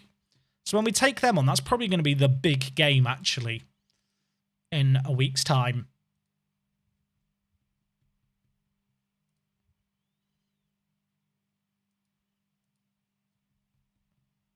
But yeah, I think everyone has their kind of own little ways, right, when you're in a mental rut. And I think sometimes you can get out that rut. I also do think it's important to sometimes recognize when you're in a rut mentally and you do need help. And I'm not necessarily talking about professional help here, although I do feel like if you have the option of seeing therapy, and that is an option, I appreciate that isn't for everyone, pursue it. Because I think having someone to talk to can be really important. But often what I will do is I will just call up a family member or a friend in the evening. If I'm feeling off during the day, there's certain people I know I can call just have a chat with or whatever. But for me personally, like one thing I do semi-frequently is just call up childhood friends and like people I went to university with just to have a catch-up with them. And sometimes that in itself is just enough to distract me away from whatever is kind of crap in my day. And also, just go, I hate to say this, go for a walk. As someone who locked themselves inside for an extended period when they felt depressed, just going for a walk is amazing. Going for, even if I am someone, maybe I'm weird here. I really like going for a walk in the rain. Is that weird? Like, I will just wear it like a windbreaker, and if it's chucking it down rain, that's my favourite weather to go for a walk in. Because I know no one else is going to be out. And when it smells right, you know, that's the smell of rain, right? It's not even actually the smell of rain. That's actually like the moisture in the air making your sense of smell more sensitive. A bit like, you know, if you fart in the shower and it smells more. It's that effect, basically. But when it rains, it's you're able to smell the smell of what the planet smells like normally. Just your nose is more sensitive. That, for me, is one of my favourite things. Like, find joy in those little things on crap days. Well, it might be going for a walk. It might be a certain song that you just enjoy. It's so nice walking in the rain. Maybe that's just me. Maybe I'm weird.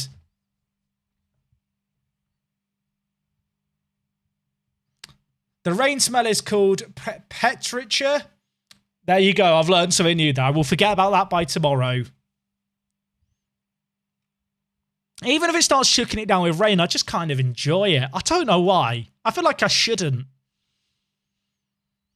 Also, I've not really been rotating the team for this pre-season. But I don't know if I should or not, because I kind of just want to try and build up some tactical familiarity and also some just cohesion, because we have got 6 new players in the starting 11. And it is, with the exception of Plano, a whole new midfield. 2 new defenders as well. Tarek's been really good at right back as well to start this.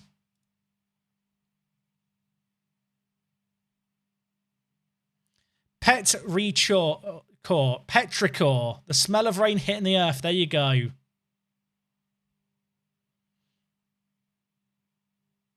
Also, does anyone else ever sit in the shower? That's one of my favourite things. There are some days, maybe this is just weird. There are certain days, right, if I'm like, I'm not in a rush to do anything today, and I just want to have a long shower. Rather than standing up in the shower, I'll just sit down in the shower for like 20 minutes. Just close my eyes and just kind of chill. That's defo more unusual. Maybe it is, chat. I've long established that I'm a weird individual, and I've made my peace with that. Try it tomorrow, chat. I want people to report back next stream. Did you sit in the shower? Was it nice? Hey, Keeney, I'm glad to hear. I think everyone takes joy in different things, right? Get this man a sauna. I tell you what, when I was in Finland on the regular, having a sauna was the best thing ever. Also, one of my favourite things about being in Finland is how, like, everyone is just comfortable around everyone naked. Which, again, might sound like a mental sentence, but, like, because people just go to the sauna with family and friends, like, naked, it's just not a big deal. Like, there was this initial shock when I first went in a sauna in Finland and everyone was naked. And then you kind of go, oh, actually, it's not that weird at all. Everyone has a body. I know all the English people now going, what the f***? You went in the sauna naked with strangers. Yeah. But I'll tell you what, you get used to it. It's quite liberating. I'll live with it. It's just quite liberating, just being sat naked in the sauna. That is a sentence without context that just sounds mental, I realise.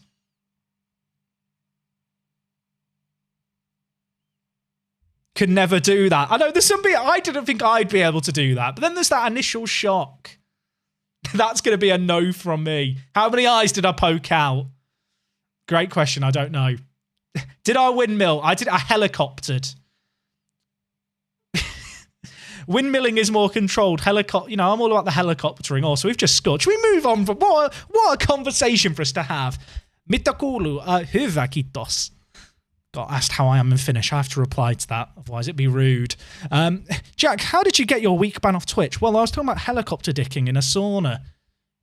I hope that YouTube's voice detection doesn't demonetize today's stream VOD on YouTube because of this conversation. Thoughts on baths, Jack? Any hot takes? I'm not a bath lover, but I did once go to a traditional Turkish bath, and that was fun. There was a massive marble slab in the middle of this room, right? And they just like soap it all up and there's just this guy spinning you around on it. It was like I was breakdancing. despite the fact I have no athletic ability to breakdance. Not a bath lover, but sitting down in the shower. Look, sitting down in the shower is nice because you've just got the feeling of the rain on you. RPG Man 2609, thank you for subbing with the tier 1. I don't know what possesses anyone to sub for the first time during the conversations we've had over the course of the last 20 minutes, but I appreciate it. Was this naked? I don't think it was. I think I was wearing swimming shorts for this.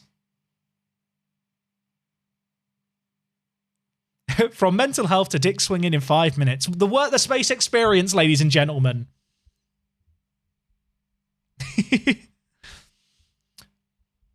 I went skinny dipping as well in Finland because you have the you have the sauna.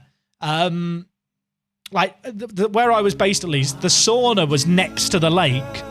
And I went in December time, just as the lake was starting to freeze over, like in the middle, but it hadn't quite reached the edges.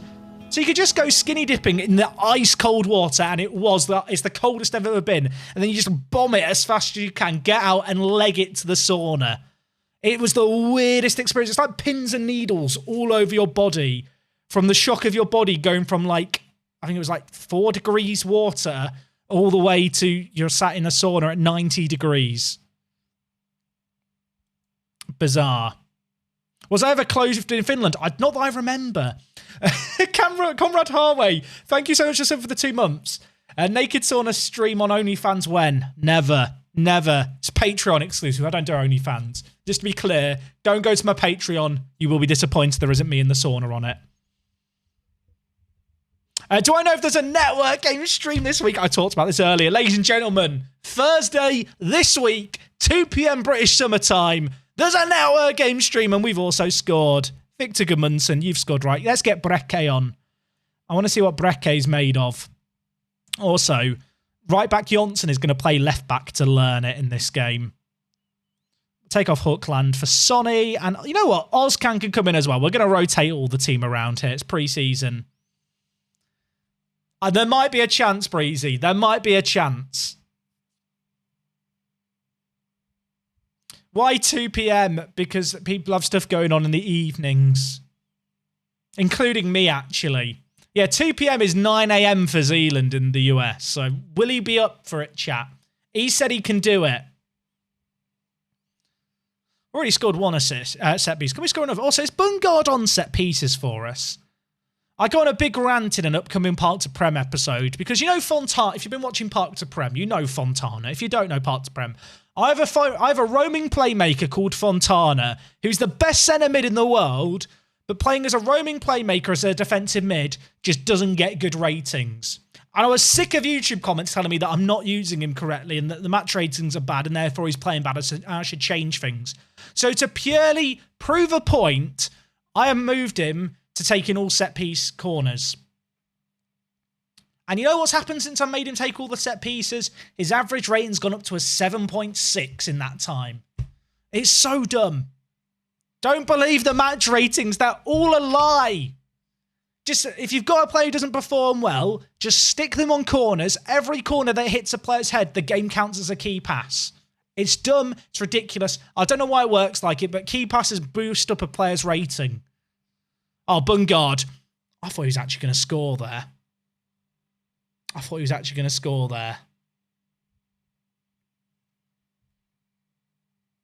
Corners are what I use to inflate ratings and sell players. You know what? That's genius. That is big-brained.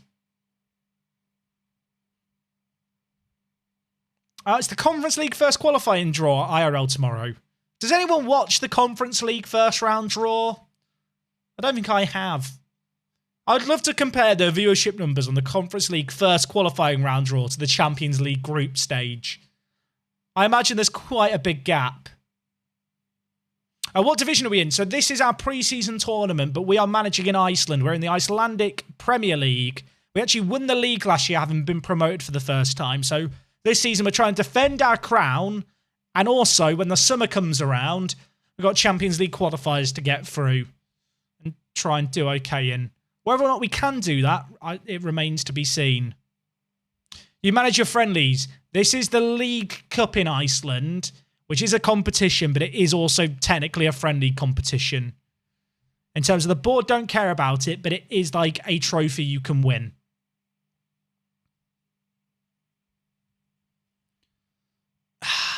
Keflavik have been a pain in the arse today.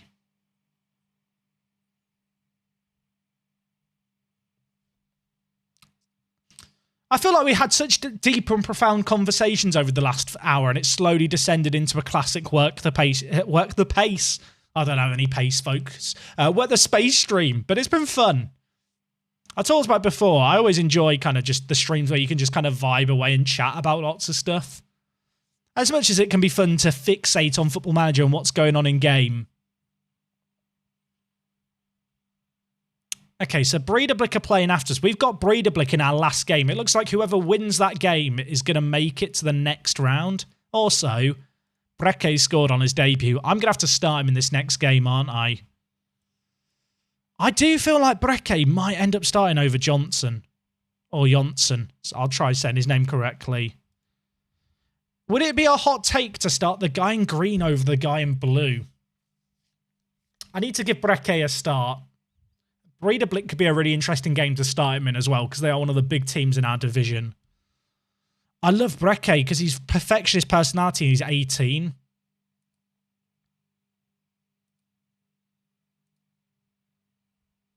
We want IRL content. You think you know what you want, chat, but you don't want me in a sauna. Would I ever try the Pentagon Challenge again? I discussed that last year. I thought about doing something that I was calling the Split Pentagon Challenge on stream. So last year we did a thing where basically I'd start an Employed Sunday League rep and do a continent per save game. Because I think the risk is with a Pentagon Challenge, you get so far into the future that a first-time viewer coming across to the channel is going to see it and think, oh my god, he's in the year 2030 playing in Brazil. I don't know any of the players. I don't know what's happened in the last 10 years. What's happening? Breedablick just drew. That's annoying. So I thought, hey, I can get around that by kind of doing each continent separately. The kind of sad reality is that people just didn't click with certain continents. So we started off with North America and did it, and then I went to Africa, and people just didn't really watch it. Jack and Kev go to the sauna is an absolute vlog Kev would do. Look, we're going to TwitchCon at the same time.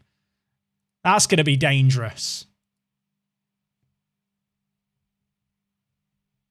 Just ran into what I want for FM23. Fixes for the audio glitches where the crowd noise just cuts out.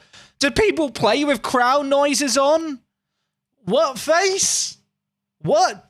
People play this game with sound on?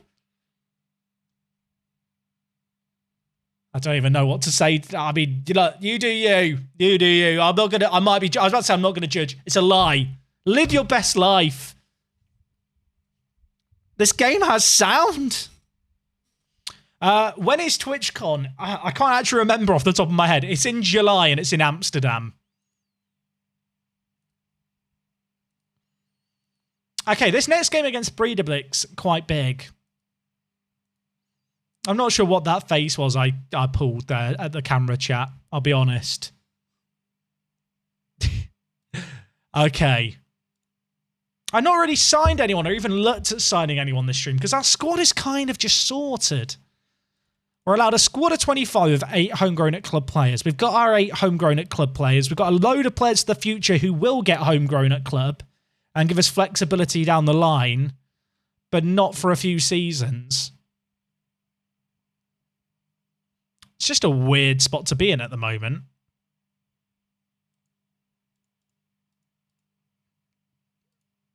Like, if I was going to sign anyone, I don't even know who I'd get rid of.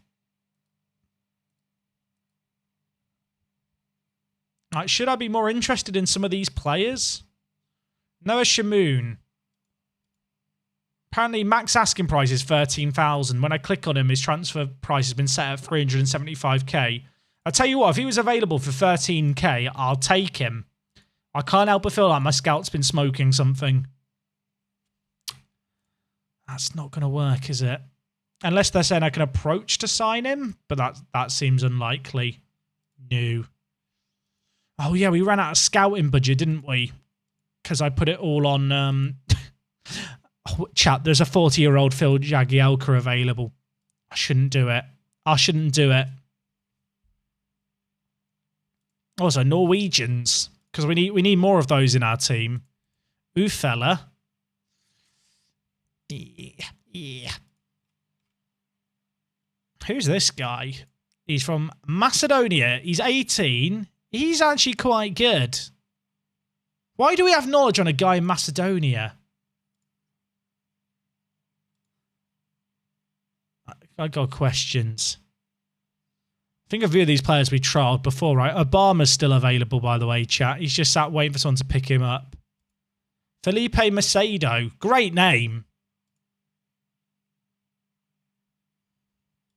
If we sort by world rep.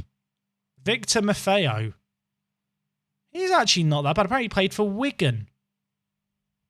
Weird Champ. Do people still say Weird Champ? No idea. Montez? No. See, I'm looking at players to sign. I literally can't register anyone I sign. Have we signed a retiring superstar this season? We haven't. Would it be bad if I don't? If I sign one, though, they're literally not going to be able to be registered. Also, has Pettersson realised yet he's a squad player? You're a backup. Oh, he's realised. He wants a non-contract. Right, Pettersson, I'll give you £25 for 3 years. You get a fat appearance fee, but you are the backup goalkeeper. That's a good deal, right? He's currently on £150 a week. We're giving him £25 a week as a backup goalkeeper with an appearance fee. And he is just better than Lundqvist in green. He is just better. Like, even if he gets old and his legs drop off, he's probably still going to be better than Axel Lundqvist. I think that works for me. That leaves us in a good spot. I'll tell you what, potential is the name of the game with this squad. We're doing the long plan here for European domination. Should we get a prediction going on if Brekke will score, chat? I don't know if Ryan, USAless, or Millie are about still.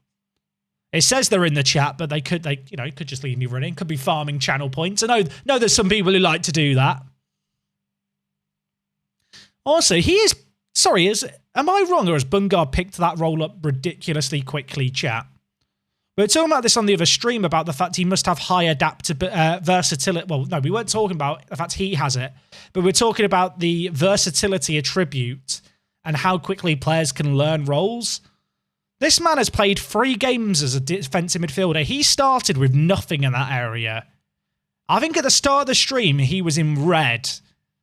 And we've literally played him in 4 games there. And he's picked up really quickly. He must have really high adaptability. Not adaptability, sorry, versatility. Adaptability is how adaptable a player is. Yeah, Millie, can we get a prediction on if Brekke will score? He's 18 years old. He's wearing a hoodie in his picture. And we'll see if he can get a goal. He scored for us last game in the League Cup. He's got an okay goal-scoring record.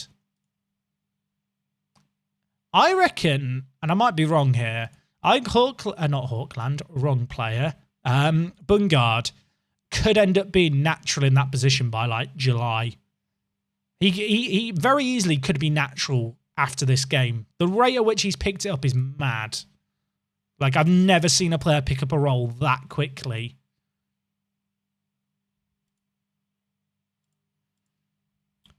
Look how many players with potential we've got in the starting team. Just feels good, doesn't it? It's just nice to look at, really. The future just looks bright. We've got a young squad, lots of potential. Oh, Marky, I did see your thing. Let's have a look. So, media prediction, 7th. 7th? 7th?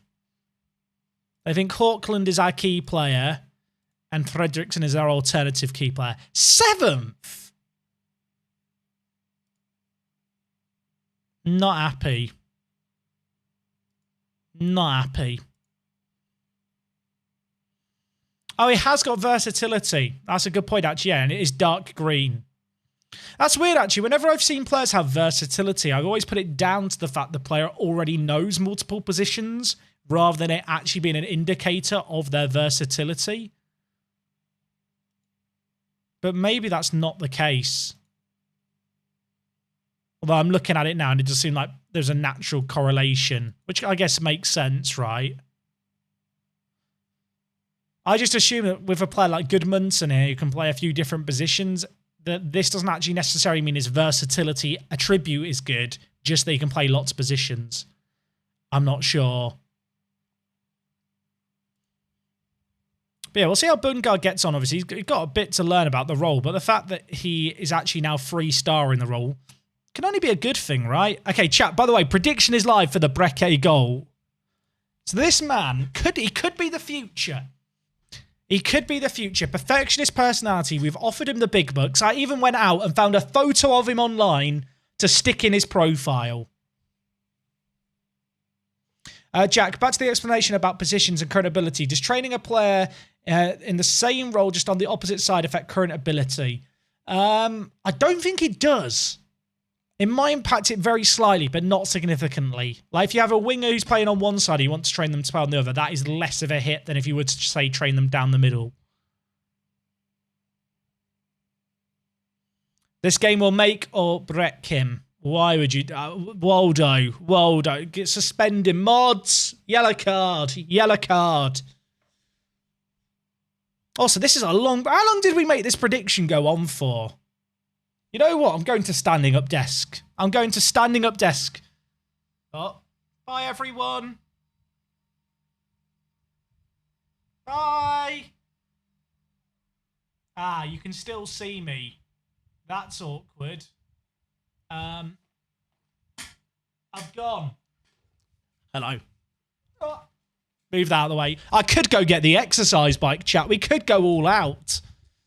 We're not going to go all out. That'd be mental. Although this could be the last game of the stream today because we have been live for 3 hours. Do I go get on the exercise bike for a match? That could be terrible. I shouldn't do it, but I kind of want to do it because I've not been on the exercise bike today. Do we do it? This is going to require a little bit of setup. Oh, I've got to put shoes on as well. They'll tire me out for bed. True, but I'm going to be panting. Do you really want to hear? You know what, chat? This is for you. We talked about my weight loss recently, and I'm back on the grind. I've got these lovely training shoes. Oh, God. I've not even got socks on. It's athlete's foot in the making. I've still got to move the actual bike. The prediction's still going, so there's no rush. Unless you're watching on YouTube. If you're on YouTube, maybe just skip forward 60 seconds at this point. Or you can watch me put on shoes, I suppose. Oh, Jack, you know what? I've ballsed up. There we go. Just undoing a shoelace, you know. Oh, right. Have a shoe on. I've got to do up the laces and then go fetch the exercise bike, chat.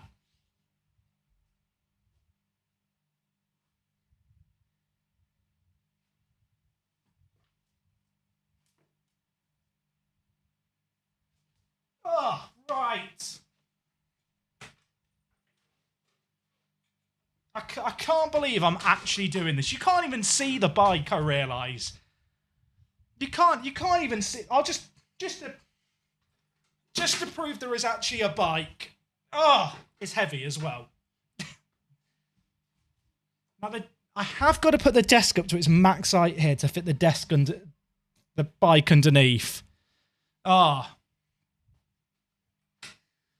I saw a great tweet the other day, which was that Gareth Southgate is the kind of guy who wears a helmet on his Peloton, which I can fully get behind. Got to get this under my desk in a position where I can still use a mouse. Oh, chat. Let's get onto the bike. Blood, what am I doing? The mic doesn't reach me. And the camera's really high now. Oh, can you even see me? You can kind of... Right, I am on the bike.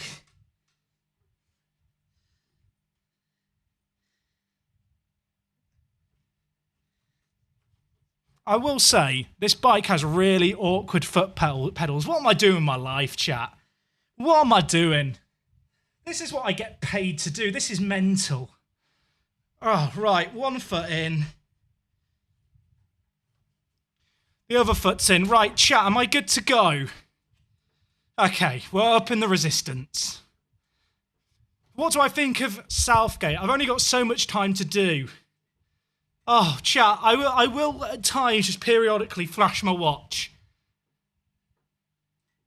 Okay, will Breke get a goal? I didn't actually see. Do we have many believers? Oh, I can sit back now, chat. The framing's not great on the camera, is it? I'm just sat in the bottom corner. I've not done any stretches or warmed up. There's more believers than doubters. I rate that. Where are you, Breke? There he is. I just look really small. Maybe I am. Breke! He's just skied it. Oh, chat, the heart rate, it's slowly climbing.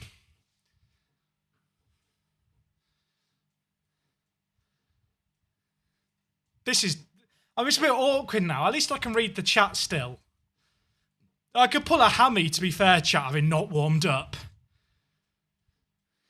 Get the ball to Breke, and he will feast. Do you get it? Breakfast? Doesn't work. Move on. Chat, am I loud enough here? Am I loud enough? Like, I appreciate I'm a bit further away from the mic. I think it's okay. Oh. Oh, Breke. Mita. Go middle. Cleared away. Oh, go on, Tarek. He came from Jamaica. Do you reckon he's seen snow before? Can you imagine coming from, like, Jamaica? You've come from the sunny shores of Jamaica. You roll up in Iceland and there's just snow everywhere. I bet he's never played football in the snow before. Can't be easy for him. Cool runnings too. Imagine that script.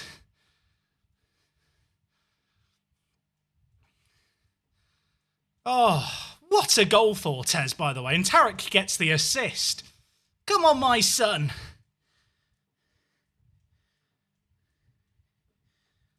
Oh, we're winning. Breeder Blick are quite good as well. Hutch has redeemed a hydrate. Hutch, I can't reach the water bottle whilst I pedal. I'm getting tired, chat.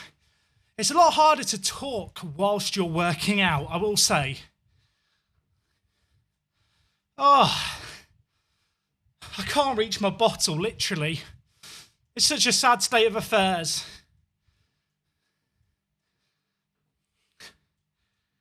Yeah, Valor have not done well in their group. They are mudded this season. Can we get to the end of the match, please? I can hold on to the bar in front of me, chat.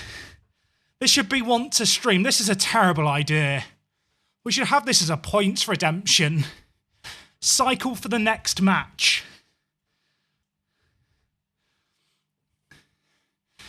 We're having it so you can only redeem it once every 24 hours.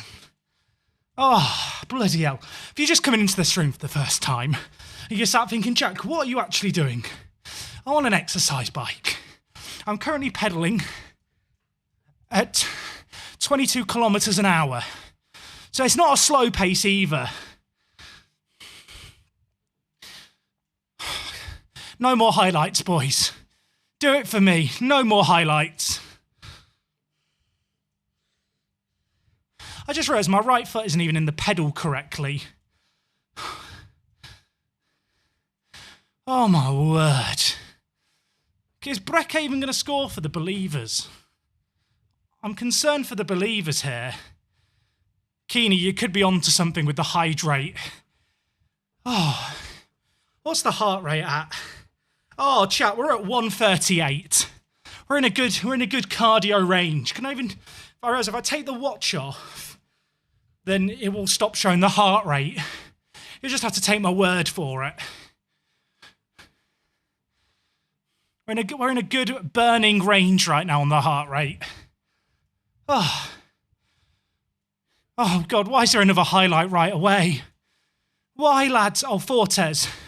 Square it to Breke. I don't know how he's going to get it. Penrith! Do I make Breke take it? He's going to go get it anyway. Oh, he's going to go do it anyway. Breke, do it for the believers. Do it for those out there who believe in you. Yeah. Oh, what a bloke. What a bloke. I didn't know it was on penalties. I wouldn't have actually put him on the penalties either if he wasn't already on them. Oh, my word. Magical scenes. We can get to the end of the game now, lads, please. We'll bring on Johnson for Fortes. Auckland for sorry. Man, Fang can come on. Johnson. Yarmison as well. Oh, bloody hell. I'm sorry I've ruined your evening, Breezy. I mean, it wasn't me, really. It was the Breedablick defence. Brecke's doing it again. Tarek. It's never going in. I've seen that highlight a million times. See you later, Breezy. Oh, chat. I'm getting sweaty now. Heart rate's at 147. Someone tell me, is that good? I think that's actually quite high to maintain. Oh, are you enjoying my breathing? Imagine paying channel points for this. Get my shirt off. I don't want to get banned. Is that over the line, ref? Yeah, Tarek's on a 9.1 at right back. Go on, my son. He's running the show. He could do it again. Except Brecke has no belief. Ah. Oh. With my eyes closed, this sounds very Munkeress. Embrace it. Oh, finish it. How's he not scored that? Oh, chat, the game's nearly over. Oh, my God. I'm so tired. I'm not even going that long. It's just the talking as well. Oh, Brecke assist. Get in there, my son. Oh, 3-0, Brecke goal and assist. Tarek involved in everything. Bungard on a 7.5. Life's good. Life's good. I'm on an exercise bike. Oh, it's over, chat. It's over. Oh, my word. Oh, I'm so tired. Can I even show you the heart rate? I can't really show you this very easily. Please work. You literally, it's so small, I realise. If I do this again, there's no chance you're ever going to be able to see it. You'll just have to take my word for it. I'm so tired. If I wasn't talking, it wouldn't be that difficult. I just couldn't breathe. Full highlights next time. Absolutely not. I'll tell you what, made it through to the semi-finals, though. Tarek, man of the match. You beautiful man. You beautiful man. Right, chat, we've been live for 3 hours. 3.5 hours, technically. What a pre-season. What a pre-season. We still have the semi-finals. We'll do those tomorrow. I look very pale right now. I'm fine. To be honest, it's the white lights. The lights make me look more pale than I actually am, chat. And I'm just pale in general. Oh, let me move the bike from under my desk. And I need to hydrate as well. Oh, why is the bike so heavy?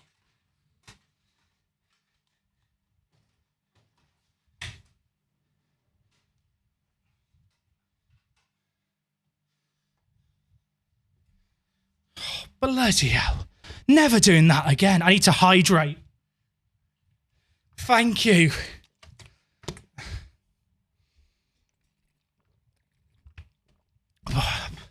Right, we need to find someone to raid. What a weird end to the stream. I feel like the fact you can't see the exercise bike, but you can just hear me panting in it, like tiny on the screen, probably doesn't make it look as cool as it looked in my head. Poorly drawn Arsenal, you did miss, not a bike stream, but we did bike for a match, which I think was more than enough. Is that going in the YouTube video? I mean, we don't edit them, so yeah, that will be in YouTube. I hope you enjoyed me on an exercise bike. You don't get that kind of content on the main channel, do you? Let's be honest. Oh, my word. Right. Right, where are we going? What are we doing?